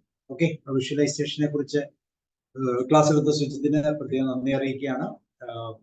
ന്യൂ ഇയർ ന്യൂ ലൈഫ്, ഇതാണ് നമ്മളുടെ തലം. അപ്പൊ ഇന്ന് വിഷ്വലൈസേഷൻ എന്ന് പറയുന്ന ഏരിയയാണ് ഇന്ന് പറഞ്ഞത്. ഓക്കെ, അപ്പൊ നമുക്ക് അതിനെക്കുറിച്ച് ഒരു ചെറിയ ഡിസ്കഷനിലേക്ക് പോകാം. നമ്മളുടെ ജീവിതത്തിൽ നമുക്കുണ്ടായിട്ടുള്ള വിഷ്വലൈസേഷന്റെ ഏരിയകൾ, വിഷ്വലൈസേഷൻ കൊണ്ട് നേടിയ സാഹചര്യങ്ങൾ, ഒത്തിരി എക്സാമ്പിൾസ് സുജിത്ത് പറഞ്ഞു. ഓരോരുത്തരുടെ വിഷ്വലൈസേഷൻ എന്താണെന്ന് ചോദിച്ചു, ഈ വർഷത്തെ കുറിച്ച് പ്ലാനിങ് എന്താണെന്ന് ചോദിച്ചു. ഓക്കെ, നമുക്ക് സ്റ്റാർട്ട് ചെയ്യാം. ഉലഹനൻ സാർ പറയൂ, സാറിന്റെ വിഷ്വലൈസേഷനിലൂടെ നമുക്ക് തുടങ്ങാം. സർ, വിഷ്വലൈസേഷൻ പറയുന്നതിന് മുമ്പ് നേരത്തെ ഒരു ചോദ്യം ചോദിച്ചിരുന്നു, പ്രാണി ഹീലിംഗിന്റെ ആളാരാണെന്ന്. അദ്ദേഹത്തിന്റെ പേര് വാസുദേവൻ. തൃപ്പൂണിത്തറക്കാരനാണ് അദ്ദേഹം. എന്തായാലും സുജിത് സാർ എന്നത്തെ വെള്ളം ഒഴുകുന്ന പോലെ ട്രാക്ക് ഒന്ന് മാറ്റി ഒഴുക്കുകയാണ് ഇന്ന് ചെയ്തത്. വിഷ്വലൈസേഷൻ ഓരോരുത്തരുടെ മുൻപിലും ഓരോന്നാണ്. ഒരു ലക്ഷ്യം അവരുടെ മുമ്പിൽ എത്തുമ്പോൾ അതിനെ ആദ്യം വിഷ്വലൈസ് ചെയ്ത് കയ്യിലെടുക്കുകയാണ് ചെയ്യുന്നത്. ഇപ്പം ഞാൻ എന്നെ സംബന്ധിച്ചിടത്തോളം എൻ്റെ റിട്ടയർമെൻറ്റിന് ശേഷം ഈ സൈക്കോളജി പഠിക്കാൻ പോവുകയും അതിനു മുമ്പ് അതിനൊരു ലക്ഷ്യം എനിക്കുണ്ടായിരുന്നു, സൈക്കോളജി പഠിക്കണം, സൈക്കോതെറപ്പിസ്റ്റ് ആവണം, അങ്ങനെയുള്ള കാര്യങ്ങൾ. അപ്പം ഞാൻ വിഷ്വലൈസ് ചെയ്തത് ഒരു നല്ല സൈക്കോതെറപ്പിസ്റ്റ് എങ്ങനെയാണ് ആളുകൾക്ക് ആശ്വാസം കൊടുക്കുന്നത് എന്ന് ഞാൻ വിഷ്വലൈസ് ചെയ്തു ആദ്യം. അതിനെ തുടർന്നാണ് അത് നേടാനുള്ള എൻ്റെ അധ്വാനം തുടങ്ങിയത്. ആ വിഷ്വലൈസേഷൻ കിട്ടിയ റിസൾട്ട് കിട്ടിയപ്പോഴാണ് ഞാൻ എൻ്റെ ഉള്ളിൻ്റെ ഉള്ളിൽ എനിക്കത് സാധിച്ചു, ഐ ഹാവ് ഡൺ ഇറ്റ് എന്ന ആത്മാഭിമാനം എനിക്കുണ്ടായത്. പിന്നെ സാർ ആ കൂട്ടത്തിൽ ഒരു കാര്യം പറഞ്ഞു, വിഷ്വലൈസേഷൻ കുടിച്ച പായസത്തിൽ വിഷമുണ്ടെന്ന് അറിയാതെ നടന്നുപോയ 2 ആൾ, അതറിഞ്ഞിരുന്ന് വിഷമിക്കുന്ന 2-ലേറെ ആളുകൾ. അത് നമ്മുടെ വിഷ്വലൈസേഷൻ കൊണ്ടാണ്. പായസം കഴിച്ചു, അത് വിഷമായിരുന്നു, ദൈവമേ എന്നുള്ള ഒറ്റ ചിന്തയും ആദ്യത്തെ ഛർദിയും നമ്മൾ എസ്കേപ്പ് ചെയ്യാനുള്ള ഒരു തരമാണ്. അവിടെ ഒരു വിഷ്വലൈസേഷൻ നമുക്ക് കാണും. ഇവിടുന്ന് ഛർദിച്ചാൽ ആശുപത്രി കൊണ്ടുപോകും, അവിടെ ചിലപ്പോൾ ICUവിലിടും, മരണത്തേക്ക് നമ്മളെ അടുപ്പിക്കുന്നു എന്നൊരു വിഷ്വലൈസേഷൻ കൊണ്ടാണ് അത് സംഭവിച്ചത്. എന്തായാലും ആ ഉദാഹരണം വളരെ നന്നായിരിക്കുന്നു. Thank you sir, thank U.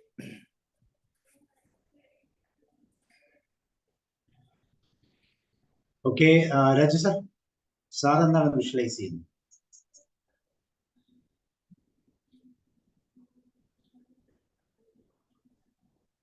Unmute ചെയ്യും സാർ, അൺമ്യൂട്ട് കേൾക്കുന്നില്ല, അൺമ്യൂട്ട് ചെയ്യും. വിഷ്വലൈസേഷൻ നഷ്ടപ്പെട്ടു പോകും, അൺമ്യൂട്ട് ചെയ്യും. വളരെ ലേറ്റ് ആയിട്ടാണ് വിഷ്വലൈസ് ചെയ്യാൻ സമയം കിട്ടിയില്ല. സാറിന്റെ ക്ലാസിന്റെ അവസാന ഭാഗം കേട്ടു. Visualisation, verbalisation, crystallisation, last planning. ഇതൊക്കെ ഇതിൽ വളരെ വളരെ യാഥാർത്ഥ്യബോധത്തോടുകൂടി നമുക്ക് ചെയ്യാൻ സാധിക്കും. Visualisation is the language of the sub conscious mind. നമ്മൾ ഒരു സ്റ്റേജിൽ പ്രസംഗിക്കാൻ കയറും, നാളെ പ്രസംഗിക്കണമെങ്കിൽ ഇന്ന് തന്നെ നമ്മൾ വിഷ്വലൈസ് ചെയ്യണം. അവിടെ നിന്നുകൊണ്ട് വളരെയധികം ആത്മവിശ്വാസത്തോടുകൂടി സ്റ്റേജിലേക്ക് കയറുന്നു. അവിടെ കയറി എല്ലാവരെയും നോക്കി പുഞ്ചിരിക്കുന്നു. അതിനുശേഷം നല്ല വാക്കുകൾ ഉപയോഗിച്ച് പ്രസംഗിക്കുന്നു. ഓരോ പോയിന്റും നല്ല വാക്കുകൾ ഉപയോഗിച്ച് ഡിസ്ക്രൈബ് ചെയ്ത് ലാസ്റ്റിൽ അവസാനം അതിന്റെ കൺക്ലൂഷൻ നമ്മുടെ വളരെ ഇഫക്റ്റീവായിട്ടുള്ള കൺക്ലൂഷൻ. അങ്ങനെ ലാസ്റ്റ് വേർഡ്സ് ആണ്, last impression is the lasting impression. ആ ഇംപ്രഷൻ കൊടുത്തുകൊണ്ട് നമ്മൾ പുറത്തേക്ക് പോകുമ്പോൾ ആളുകൾ കൈയടിക്കുന്നു. ഇതൊക്കെയും ഒരു ദിവസം തന്നെ വിഷ്വലൈസ് ചെയ്യണം. ഒരു ദിവസം 2 ദിവസം മുമ്പ് തന്നെ വിഷ്വലൈസ് ചെയ്ത് ഇത് സംഭവിച്ചു എന്ന് തന്നെ നമ്മൾ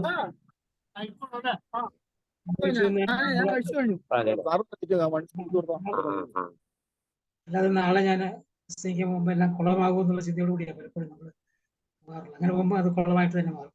അതുകൊണ്ട് ഇങ്ങനെ വിഷ്വലൈസ് ചെയ്ത് ഞാൻ പലപ്പോഴും പബ്ലിക് സ്പീക്കിങ്ങിന് മുമ്പായിട്ട് അല്ലെങ്കിൽ എവിടെയെങ്കിലും സ്റ്റേജിൽ പ്രസംഗിക്കാൻ തുടങ്ങുന്നതിന് മുമ്പ് ഒരു 10 മിനിറ്റെങ്കിലും പറയുന്നതായിട്ടുള്ള മെഡിറ്റേഷൻ ചെയ്യാറുണ്ട്. മെഡിറ്റേഷൻ ചെയ്യുമ്പോഴത്തേക്ക് നമ്മുടെ മനസ്സിൽ ഈ പ്രസംഗത്തിൽ വരേണ്ടതായ പോയിന്റ്സ് ഒക്കെ തെളിഞ്ഞു വരും.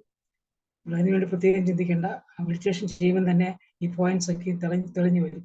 ഇന്ന് എനിക്ക് കുറച്ചുകൂടി ബെറ്ററായിട്ട് പ്രസംഗിക്കാൻ സാധിക്കാറുണ്ട്, പ്രസന്റേഷൻ ചെയ്യാൻ സാധിക്കാറുണ്ട്. നമ്മുടെ തിങ്കിങ്ങും അതുപോലെ തന്നെ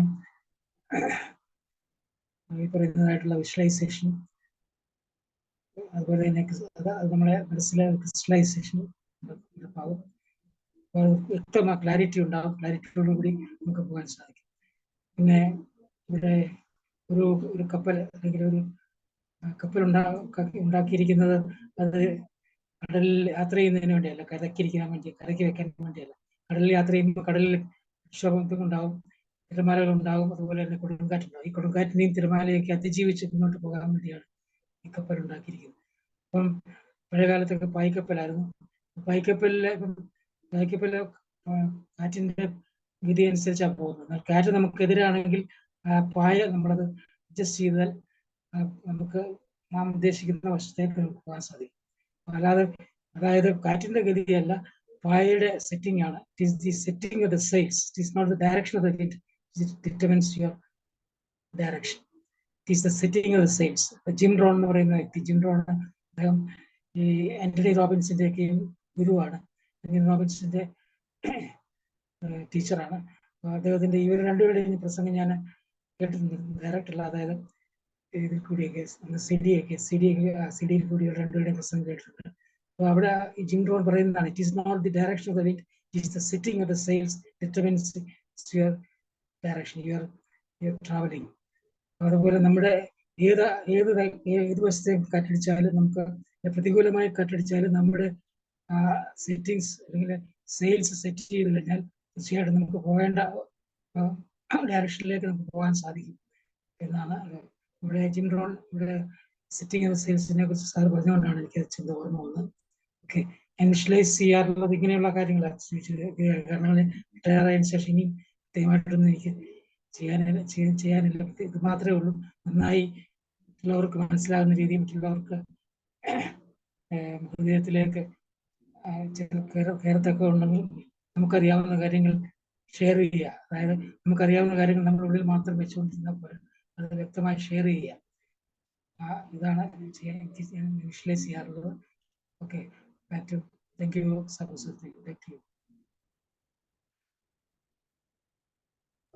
thank you sir. Thank you Vincent sir. കേൾക്കുന്നുണ്ടോ? ജോർജ് സാർ, ലതാമണി മാം, ആർക്കാണ് വിഷ്വലൈസേഷൻ പവർ ഉള്ളത്? വിഷ്വലൈസ് ചെയ്യൂ. ഷില്ല മാം. യെസ്, വിൻസെന്റ് സാർ പറയൂ. കഴുത്തിൽ എന്തൊക്കെ ഇട്ടുണ്ടോ വിഷ്വലൈസ്? സുഖമില്ലാണ്ടിരിക്കുക. പനിയും കോൾഡും ഒക്കെ ആയിട്ട് ഒരാഴ്ചയായി. ഇന്ന് ഞാൻ ജസ്റ്റ് ഒന്ന് വന്നേയുള്ളൂ. സംസാരിക്കാൻ പറ്റില്ല. കുഴപ്പമില്ല സാർ. പനിയൊക്കെ മാറുന്നതായിട്ട് വിഷ്വലൈസ് ചെയ്തുകൊണ്ട് ശാന്തമായിട്ടിരിക്കും.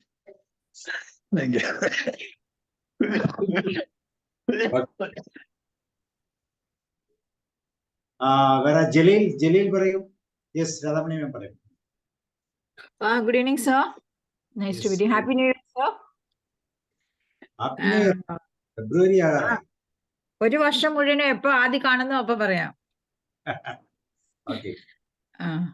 സോ വിഷ്വലൈസ് കണ്ടത് ആദ്യം ഇപ്പോൾ കണ്ട ആ വ്യക്തി ചുമക്കുന്ന ആളിനോട് എത്രയും വേഗം ഒരു ഇൻഹലേഷൻ ഒക്കെ എടുക്കാൻ പറയുക. അതിനോടൊപ്പം തന്നെ ഒന്ന് ഹോസ്പിറ്റലിൽ കാണിക്കണം. കാരണം വളരെയധികം അസുഖങ്ങൾ കയറി പല ആൾക്കാരും സഡൻലി ഹോസ്പിറ്റലിൽ എത്തുന്നുണ്ട്. അപ്പോൾ നമ്മൾ എല്ലാ വഴിക്കും ദൈവത്തെ വിചാരിച്ച് പ്രാർത്ഥിച്ചുകൊണ്ട് അദ്ദേഹത്തിന് അസുഖം കുറയാൻ വേണ്ടി പ്രാർത്ഥിക്കുന്നു. അതാണ് ഫസ്റ്റ് വിഷ്വലൈസേഷൻ. പിന്നെ ഈ 29 ഡേയ്സിൽ എൻ്റെ വിഷ്വലൈസേഷനിൽ ഇരുന്ന കാര്യം, എക്സാം വരികയാണ്, കുട്ടികൾക്ക് പേടിയുണ്ട്, പരീക്ഷ ഭയമുണ്ട്, അതുപോലെ അവർക്ക് പലവിധ പ്രശ്നങ്ങൾ സ്കൂളിലുണ്ട്, വീട്ടിലുണ്ട്. അപ്പോൾ അവരെയൊക്കെ ഒന്ന് സഹായിക്കാൻ എൻ്റെ കൗൺസിലിംഗ് സെന്ററിൽ എനിക്ക് അവരെ മാക്സിമം സഹായിക്കാനുള്ള എല്ലാവിധ കാര്യങ്ങളും ചെയ്യാൻ പറ്റണേ എന്നുള്ളതാണ് എൻ്റെ വിഷ്വലൈസേഷനുള്ളത്. പിന്നെ അതോടൊപ്പം തന്നെ എനിക്കുള്ളത്, ഇപ്പോൾ കുറേ കുട്ടികൾ PTSD വന്ന് പല കാര്യങ്ങളിൽ സ്കൂളിൽ പല പ്രശ്നങ്ങളിലും പെട്ട് ലഹരി പദാർത്ഥങ്ങൾ ഉപയോഗിക്കുക, അല്ലെങ്കിൽ ബുള്ളിഫൈ ചെയ്യുക, അങ്ങനെയൊക്കെ വന്ന് പല സ്കൂളിലെ കുട്ടികൾക്ക് ഇന്ന് പരീക്ഷ എഴുതാൻ പോലും പറ്റാത്ത അവസ്ഥയാണ്. സോ ബേസിക്കലി എനിക്കിപ്പോൾ അക്കാഡമിക് ഇയറിലെ കുട്ടികൾക്ക് ഒരു സമാധാനം, ഒരു സന്തോഷം എന്നാലാവുന്ന ചെയ്യാൻ എനിക്ക് കഴിവ് കിട്ടണമെന്നാണ് ഞാൻ വിഷ്വലൈസ് ചെയ്യുന്നത്. അതിനു വേണ്ടിയിട്ടാണ് ഞാൻ അഫർമേഷനും ചെയ്യുന്നത്. അത് തന്നെയാണ്. അപ്പം കഴിയുന്ന ആൾക്കാർക്ക് എന്നാൽ ഹെൽപ്പ് ചെയ്യുക, കുട്ടികൾക്ക് വേണ്ടി, പരീക്ഷയ്ക്ക് വേണ്ടി എല്ലാം സെൽഫ് ചെയ്ത് കൊടുക്കുക. മാം, അതിൻ്റെ അകത്ത് എനിക്ക് തോന്നുന്നത് നമ്മള് വിഷ്വലൈസേഷൻ എന്ന് പറയുമ്പോൾ ശരിക്കും പറഞ്ഞാൽ റിസൾട്ടിനെയാണ് വിഷ്വലൈസ് ചെയ്യുന്നത്. നമ്മൾ എന്താണോ നമ്മൾ മനസ്സിൽ ആഗ്രഹിക്കുന്നത് അതിന്റെ റിസൾട്ടിനെയാണ് നമ്മൾ വിഷ്വലൈസ് ചെയ്യുന്നത്. അതെ, ഞാൻ വിഷ്വലൈസ് ചെയ്യുന്നത് എൻ്റെ സെന്ററിൽ കുട്ടികൾ വരികയും അവർ ഹാപ്പിയായി തിരിച്ചു പോകുന്നതും ആയിട്ടുള്ള കാര്യങ്ങളാണ് ഞാൻ വിഷ്വലൈസ് ദിവസവും. അതിനകത്ത് ഒരു അപാകതയുണ്ടെന്ന് എനിക്ക് തോന്നുന്നു. നമ്മൾ വിഷ്വലൈസ് ചെയ്യുന്നത് പരീക്ഷ കഴിഞ്ഞ് അവര് 100 അല്ലെങ്കിൽ 100 മാർക്കും മേടിച്ച് നമുക്ക് മിഠായിയുമായിട്ട് തിരിച്ചു വരുമ്പോഴാണ് നമ്മൾ വിഷ്വലൈസ്. ഞാൻ ആക്ച്വലി കണ്ടത് ഇവരിൽ പല പ്രശ്നങ്ങളായിട്ടുള്ള കുട്ടികളെ അതിൽ നിന്നും കരകയറ്റുന്നതായിട്ടാണ്. അല്ല, അതിനകത്ത് പ്രശ്നമുണ്ട്. അവര് ഹാപ്പി ആയിട്ട് ഒരു ദീർഘശ്വാസം എടുത്തിട്ട് മാഡം താങ്ക് യു പറഞ്ഞ് പോകുന്ന ഒരു ഫീലിങ്സ് ആണ് എനിക്ക് എപ്പോഴും കാണാൻ സാധിച്ചത്.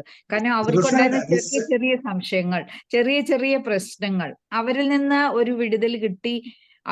ഞാൻ എക്സാം 100% മാർക്ക് എന്നുള്ളതല്ല, അവർ മാനസികമായിട്ട് അവരതിനെ ഉൾക്കൊള്ളാനും ആ വീട്ടിലെ പ്രശ്നങ്ങളിൽ നിന്ന് മറ്റുള്ള കാര്യങ്ങളിൽ നിന്നും അവർക്കൊരു വിടുതൽ, അവരാ ന്യൂ ലൈഫിലേക്ക് yes I can do this, I am able to do this, I can go for this, my career is this എന്നുള്ള ഒരു എയിമിലേക്ക് മാറ്റി അവർക്കൊരു റിലാക്സ്ഡ് മൈൻഡ് കൊടുക്കാൻ സാധിക്കുക.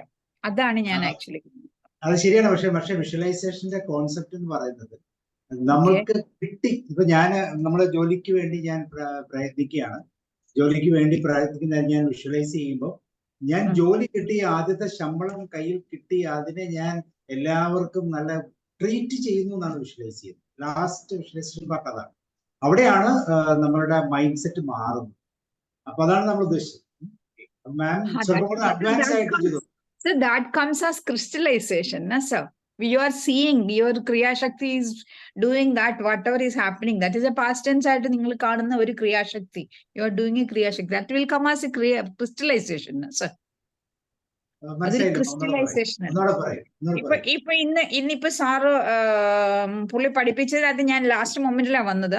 But he said visualisation, affirmation and crystallisation. So ഞാൻ visual കണ്ടത്, എനിക്ക് മനസ്സിൽ വന്ന ഈ ഒരു മാസമായി കടന്നു പൊക്കോണ്ടിരുന്ന വിഷ്വലൈസേഷൻ, പല കുട്ടികളും പല സ്കൂളിലും പല പ്രശ്നങ്ങളിലൂടെ കടന്നു പോകുന്നു. അവരെ ഞാൻ ഏത് രീതിയിൽ എങ്ങനെ ഹെൽപ്പ് ചെയ്യാം, അപ്പൊ അവർക്ക് എല്ലാ കാര്യങ്ങളും നല്ലത് വരാൻ വേണ്ടി, നല്ലതിനു വേണ്ടി ഞാൻ അഫർമേഷൻ കൊടുക്കുന്നു. അല്ല, അത് ഞാൻ വിഷ്വലൈസ് ചെയ്യുകയാണ്. ഞാൻ അവർക്ക് വേണ്ടി ഇത് ചെയ്യുന്നു, എനിക്കത് ചെയ്യാൻ പറ്റുന്നു, കടന്നു കഴിയുന്നു. ക്രിസ്റ്റലൈസേഷൻ എന്ന് പറയുമ്പോഴത്തേക്കിനും എനിക്ക് വരുന്ന ചിന്തയിൽ യെസ്, സാറ് പറഞ്ഞ പോയിന്റ് വന്നു. ക്രിസ്റ്റലൈസേഷൻ ക്രിസ്റ്റൽ ക്ലിയർ ആണ്.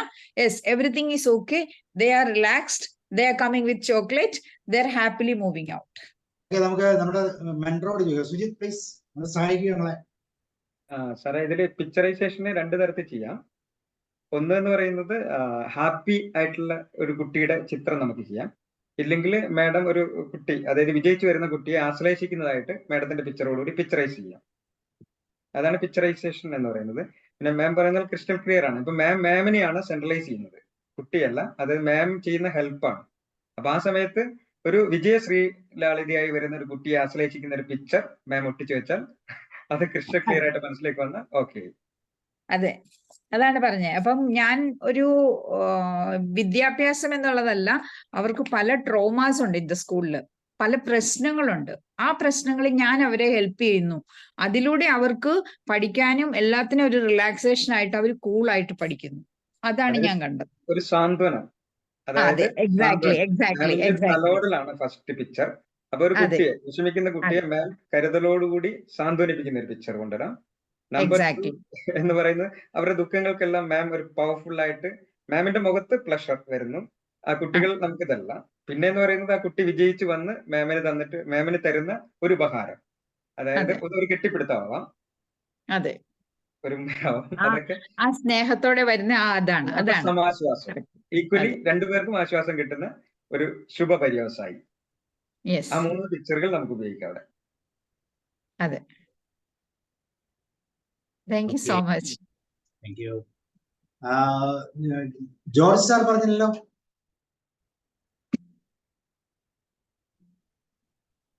ജോർജ് സാർ ഉണ്ടോ?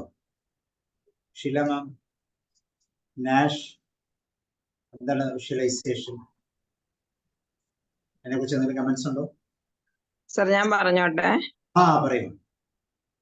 സാറേ, ഞാൻ ആ ക്ലാസ് എനിക്ക് അവിചാരിതമായിട്ട് കേൾക്കാൻ കഴിഞ്ഞില്ല. പക്ഷെ രാജുബിലി സാറിന്റെ ഇതാണ് ഞാൻ കേട്ടത്.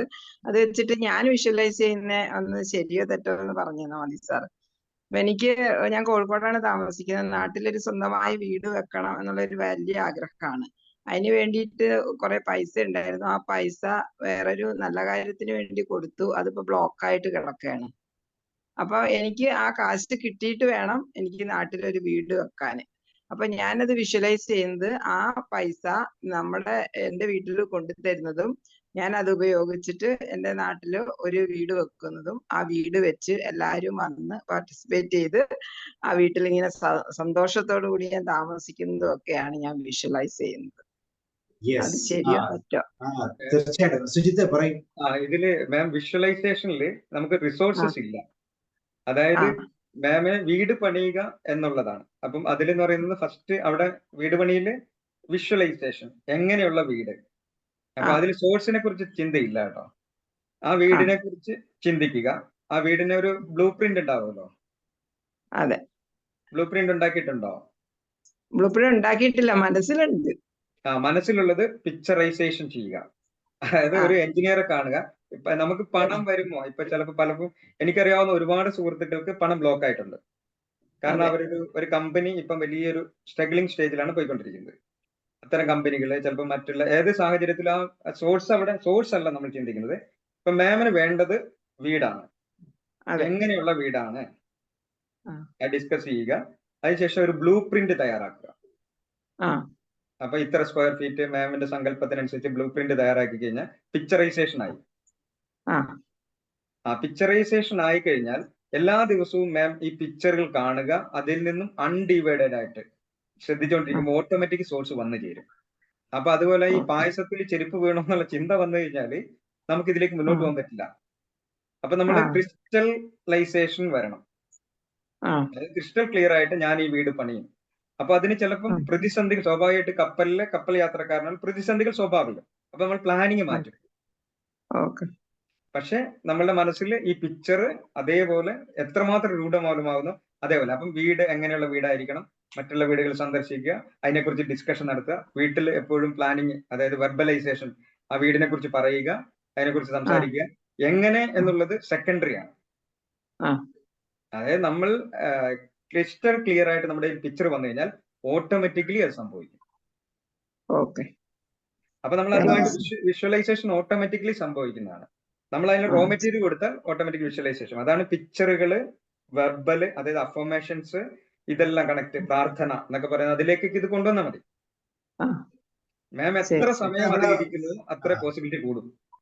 നമ്മളതിന് പറയുന്നത് വിഷൻ ബോർഡ് എന്നൊക്കെ പറയും. നമ്മുടെ മനസ്സിലുള്ള ആ ചിത്രത്തെ നമ്മൾ വിഷ്വലായിട്ട്, പിക്ചറായിട്ട് നമ്മളുടെ ഭിത്തിയിലോ അല്ലെങ്കിൽ നമ്മുടെ മേശപ്പുറത്തോ നമ്മുടെ മേശയുടെ ഗ്ലാസിന്റെ അടിയിലോട്ട് നമ്മൾ കീപ്പ് ചെയ്ത് വെക്കുക. ഒരു 3D ഉപയോഗിച്ചുകൊണ്ട് ആ പിക്ചർ വരെ നമുക്ക് വിഷ്വലൈസ് ചെയ്തിട്ട് നമുക്ക് കാണാൻ പറ്റും. സ്ക്രീനിൽ വരെ കാണാം ആ വീട് എങ്ങനെയാണ്, സദാസമയം അടുക്കള എങ്ങനെയായിരിക്കണം, അടുക്കളയിൽ എന്തൊക്കെയാണ്, അതെല്ലാം എത്രത്തോളം ക്ലാരിറ്റി വരുന്നോ അതിൽ പോസിബിലിറ്റി കൂടും. അപ്പൊ വീട് എന്ന് പറയുമ്പോൾ നമുക്ക് ആദ്യം നമ്മുടെ മനസ്സിൽ വീട് മാത്രം ഉള്ളത്. ആ വീട് ഉണ്ടായ സ്ഥലം മനസ്സിൽ വരുന്നുണ്ടോ? സ്ഥലമുണ്ട്. അവിടെ കുറ്റി അടിച്ചിട്ടുണ്ടോ? കുറ്റി അടിക്കുക എന്ന് പറയുന്ന സങ്കല്പമാണ്. കുറ്റി അടിക്കുക. അതിനുശേഷം ഒരു ആശാരിയെ വിളിച്ച് പ്ലാൻ, ആശാരി ആണെങ്കിൽ ആ വിശ്വാസം ഉണ്ടെങ്കിൽ, ഇല്ലെങ്കിൽ ഒരു എഞ്ചിനീയർ ഉപയോഗിച്ചുകൊണ്ട് നമ്മൾ പ്ലാൻ വരയ്ക്കുക. ആ പ്ലാൻ വരച്ചിട്ട് ആ ബ്ലൂ പ്രിന്റ് നമ്മൾ എടുത്ത് മുന്നിൽ കൊണ്ടുവരിക. എന്നിട്ട് വീട്ടിലിരുന്ന് ഡിസ്കസ് ചെയ്യാം എങ്ങനെയുള്ള വീടായിരിക്കണം എന്നുള്ളത്. അത് സോഴ്സ് നമ്മൾ ചിന്തിക്കണ്ട. അതായത് 6 ലക്ഷം രൂപയുടെ വീട്, 4 ലക്ഷം രൂപയുടെ വീട്, അങ്ങനെയല്ല നമ്മൾ സങ്കല്പം. നമുക്ക് എന്ത് വേണം എന്ന് നമ്മൾ മനസ്സിലേക്ക് കൊണ്ടുവരിക. അത് പിക്ചറൈസേഷൻ ആണ് ബ്ലൂ പ്രിന്റ്. അതിനുശേഷം ഒരു എലിവേഷൻ ഉണ്ടാവും. ആ ഒരു വീടിന്റെ ഒരു പ്ലാൻ, അത് ഫ്രണ്ടിൽ നിന്ന് കാണുമ്പോൾ എലിവേഷൻ വരപ്പിക്കണം. അതും ഒരു എഞ്ചിനീയർ ചെയ്തു തരും. അതിനുശേഷം കിണർ എവിടെയായിരിക്കണം, എങ്ങനെയായിരിക്കണം, അങ്ങനെയുള്ള ചിന്തകൾ നമ്മുടെ മനസ്സിൽ എപ്പോഴും വരിക. മറ്റുള്ള വീടുകൾ സന്ദർശിക്കുക. ആ സമയത്ത് നമ്മുടെ സുഹൃത്തിന്റെ വീട്ടിൽ പോകുമ്പോൾ സദാസമയം നമ്മുടെ വീടുമായിട്ട് കമ്പയർ ചെയ്ത് ഇവിടെ എന്തൊക്കെയാണ് നമുക്ക് ഇംപ്ലിമെന്റ് ചെയ്യാൻ പറ്റുന്ന ആ ചിന്ത എപ്പോഴും സദാസമയം കൊണ്ടുവരിക. അപ്പൊ പണമൊക്കെ കയറി പൊട്ടിച്ച് വരുമെന്നേ വന്നു ചേരും. എന്ന് വെച്ചാൽ നമ്മള് ഒരെണ്ണത്തിൽ ഫോക്കസ് ചെയ്യുക. അപ്പൊ ഈ വീട് കാണുമ്പോ ഇങ്ങനെയാണോ, ആ വീട് കാണുമ്പോ അങ്ങനെയാണോ എന്ന് ചിന്തിക്കരുത്. കൃത്യമായിട്ടും നമുക്ക് ഇന്ന പ്ലാൻ ആയിരിക്കണം. അപ്പൊ കുറെ വീടുകൾ നമ്മൾ കാണും, കുറെ പ്ലാനുകൾ നമ്മൾ കാണും, കുറെ ഇതിനെല്ലാം നമ്മൾ ഫിക്സ് ചെയ്യുക. ഒരൊറ്റ പോയിന്റിലേക്ക് ഫിക്സ് ചെയ്തിട്ട് ഇതുപോലൊരു വീട്, അതിന് മാറ്റങ്ങൾ വരുത്താം കേട്ടോ, അതിനുശേഷം മാറ്റങ്ങൾ വരുത്താം. പക്ഷെ നമ്മൾ പിക്ചറൈസ് ചെയ്യുമ്പോൾ ഇതാണ് എന്റെ വീടിന്റെ ഡിസൈൻ, അത് ഈ മാറ്റങ്ങളൊക്കെ വരുത്താം, മാറ്റുന്നതിന് കുഴപ്പമില്ല. പക്ഷെ നമ്മളെപ്പോഴും ആ ഒരു മനസ്സ്, അത് സ്വപ്നത്തിലൂടെ കാണുക എന്നുള്ള ഒരു പ്രോസസ്. ഡേറ്റ് ഫിക്സ് ചെയ്യാന്നുണ്ട് കേട്ടോ. സാറേ, ഒരു വ്യക്തി ഇതുപോലെ അദ്ദേഹം പിക്ചറൈസ് ഈ സമ്പത്ത് കല്യാണത്തിന്റെ ഡേറ്റ് നിശ്ചയിച്ചിട്ട് പെണ്ണ് കാണാൻ പോയാണ്. അതല്ല, സമ്പത്ത് സാറ് കല്യാണത്തിന്റെ ഡേറ്റ്. അത് ഇതല്ല, ഒരു വീട് വെച്ചിട്ട് ഇന്ന ദിവസം ഞാനത് വെഞ്ചരിപ്പെടുത്തുന്നത് എന്നെ പറയുന്നത്. വീട് വെഞ്ചരിപ്പെടുത്തുന്ന എന്നെ പറയുന്നത് അതിന് പാല് കാച്ചുക, താമസിക്കുക, അതിന് ആൾക്കാരെയൊക്കെ ക്ഷണിച്ചുകൊണ്ടുള്ള ലെറ്റർ പുള്ളി ഏകദേശം 1 വർഷം മുമ്പ് തന്നെ കൊടുത്തു. പേരെന്താ? വിനോദ് സാറ് അത് അടിച്ചിട്ട് എല്ലാവർക്കും നേരത്തെ തന്നെ 1 വർഷം മുമ്പേ ക്ഷണിച്ചു. എന്റെ പാല് കാച്ചൽ ഇന്ന ദിവസമാണ്, നിങ്ങൾ വരണം എന്ന് പറഞ്ഞിട്ട്. വിനോദ് ശരിയാ. ബ്ലൂ പ്രിന്റ് മാത്രമേ കയ്യിലുണ്ടായിരുന്നുള്ളൂ. അതുപോലെ തന്നെ സംഭവിച്ചു. അത് ക്രിസ്റ്റലൈസേഷൻ ആണ്. ക്രിസ്റ്റൽ ക്ലിയർ ആയിട്ട് മനസ്സിൽ വന്നു കഴിയുമ്പോൾ സംഭവിക്കും. ഓക്കെ, ശരി സാർ, താങ്ക് യു. എനിക്ക് സാബു സാറിനോട് ഒരു കാര്യം കൂടി പറയാനുണ്ട് സാർ. എനിക്ക് സാർ അയച്ചെന്ന പുസ്തകം ഇന്ന് കിട്ടി, വളരെ നന്ദി. ആ പുസ്തകം എടുത്ത് മറിച്ച് നോക്കുമ്പം ഒക്കെ സാറ് പറഞ്ഞു തന്നെ ക്ലാസ്സുകൾ സാറിന്റെ ഈ സൈറ്റിൽ കയറിയിട്ട് ഈ സൂം ക്ലാസ്സിൽ കേട്ട എല്ലാ കാര്യങ്ങളും അതിലുണ്ട്. ഇപ്പൊ എനിക്ക് അതൊരു റെഫറൻസ് ഗ്രന്ഥം പോലെ വെക്കാം. കാരണം അതിന്റെ ലെക്ചർ നോട്ട് ഫുൾ എന്റെ കയ്യിലുണ്ട്. ഇപ്പൊ അതിന്റെ ഡീറ്റെയിൽഡ് ആയിട്ടുള്ള ടെക്സ്റ്റും കിട്ടി. So many thanks. തീർച്ചയായിട്ടും അത് വായിക്കും. അതിനകത്ത് കുറച്ച് തെറ്റുകളൊക്കെ ഉണ്ട്, അതെല്ലാം കറക്റ്റ് ചെയ്ത് എനിക്ക് പറഞ്ഞു തരും. അയ്യോ, അത്രത്തോളം വിവരം എനിക്കില്ല. ഇല്ല അതല്ല, സ്പെല്ലിംഗ് മിസ്റ്റേക്സ് ആണ്, ഞാൻ വളരെ പെട്ടെന്ന് പ്രിന്റ് ചെയ്തതാണ്. അപ്പൊ അത് വായിച്ചിട്ട് കിട്ടുമ്പോ പറഞ്ഞുതരാം. ഞാൻ ഓരോ ചാപ്റ്ററും എന്റെ ഷോർട്ട് നോട്ട് എടുത്തിട്ട് വെച്ചിട്ട് ഇനി പഠിക്കാന്ന് വിചാരിച്ചിരിക്കുകയാണ്. എന്ത് ബുക്കാണ് സാറ്? ടിയുടെ ഒരു ബുക്ക് പബ്ലിഷ് ചെയ്തായിരുന്നു.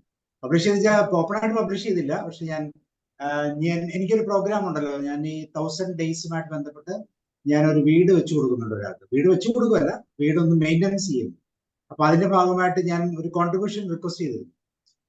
അപ്പൊ അത് തന്നവർക്കെല്ലാം ഞാൻ ആ ബുക്ക് അയച്ചു കൊടുക്കുന്നുണ്ട്. പബ്ലിഷ് ചെയ്തിട്ടില്ല, ഉടനെ പബ്ലിഷ് ചെയ്യും. അപ്പൊ ഞാൻ തരാത്തോണ്ടായിരിക്കും വരാത്തത് അല്ലേ പൈസ? തന്നവർക്കെല്ലാം ഞാൻ അയച്ചു കൊടുത്തിട്ടുണ്ട്. പബ്ലിഷ് ചെയ്യും advance. Okay. Actually, I didn't know that you already made a book or something which is coming out. I was not knowing about all this. അല്ല, ഞാനത് പറഞ്ഞിട്ടില്ല, ഞാൻ പബ്ലിഷ് ചെയ്തിട്ടില്ല. അതെ, ഞാൻ ആക്ച്വലി ഇൻ ബിറ്റ്വീൻ എന്റെ ക്ലാസ്സസിൽ കുറച്ച് സെഷൻസിനകത്തായി പോയി, ക്ലാസ് അറ്റൻഡ് ചെയ്യുന്നതിൽ. ഞാൻ എല്ലാവർക്കും ഇട്ടിട്ടുണ്ട്. ഞാൻ ലോഞ്ചിങ് എന്ന് പറഞ്ഞ പബ്ലിഷ് ചെയ്തിരുന്നു, പക്ഷെ ബുക്ക് ഓൾറെഡി പ്രിന്റ് ചെയ്തു. പക്ഷെ ഞാൻ ഇപ്പോൾ അത് ചെയ്തില്ല, അത് വരുന്നതേ ഉള്ളൂ. പ്രോപ്പറായിട്ട് പബ്ലിഷ് ചെയ്യാൻ പറ്റിയിട്ടില്ല, ഡേറ്റ് ആയില്ല, അടുത്ത മാസം ആവായി അതിനുശേഷം. അപ്പൊ അതിനു മുമ്പ് ഞാൻ ഈ പ്രോഗ്രാം ചെയ്യുമ്പോൾ എന്റെ ഒരു ഗിഫ്റ്റ് ആയിട്ട് ഞാൻ എല്ലാവർക്കും അത് കൊടുക്കുന്നു. ഓ ഗ്രേറ്റ്, നൈസ്, കൺഗ്രാറ്റ്സ് സർ. എന്റെ മോളും ഒരു ബുക്ക് ഇത് ചെയ്തിട്ടുണ്ട്, കായൽ എന്ന് പറഞ്ഞിട്ട് ഒരു മാഗസിൻ ഇറക്കിയിട്ടുണ്ട് അവള്. ലാസ്റ്റ് വീക്ക് വാസ് പുള്ളിക്കാരി അത് ചെയ്തത്, ബോംബെന്നാണ് ചെയ്തത്. Nice to see you sir. ഇതൊക്കെ നമ്മുടെ വിഷ്വലൈസേഷന്റെ പാർട്ടാണ്. ഇതൊക്കെ വർഷങ്ങളായിട്ട് വിഷ്വലൈസ് ചെയ്യുന്നതാണ്. That's great. ഞാൻ ഒന്നും വിഷ്വലൈസ് ചെയ്യാതെ തന്നെ കഴിഞ്ഞ വർഷം സെന്റർ തുടങ്ങിയത്. എനിക്ക് തന്നെ അറിയില്ല ഞാൻ എന്ത് വിഷ്വലൈസ് ചെയ്തിട്ടാണ് I came up. I just can't still remember how I got that. നെസസിറ്റിയാണ്. വിഷ്വലൈസേഷൻ ഉണ്ട്, വിഷ്വൽ ചെയ്യാതെ ഒന്നും സംഭവിക്കില്ല. എനിക്ക് അറിഞ്ഞൂടാ, ഞാൻ how I within a week ആണ് ഞാൻ അത് സ്റ്റാർട്ട് ചെയ്തത്. പെട്ടെന്ന് ഇത് സമയമാകുമ്പോ എല്ലാം നടക്കും പറഞ്ഞാലേ. മനസ്സിൽ സങ്കല്പം രചിച്ചാൽ ആ സമയബന്ധിതമായി നടക്കും. Okay, Jalil, anything to say? Jalil, then Samson.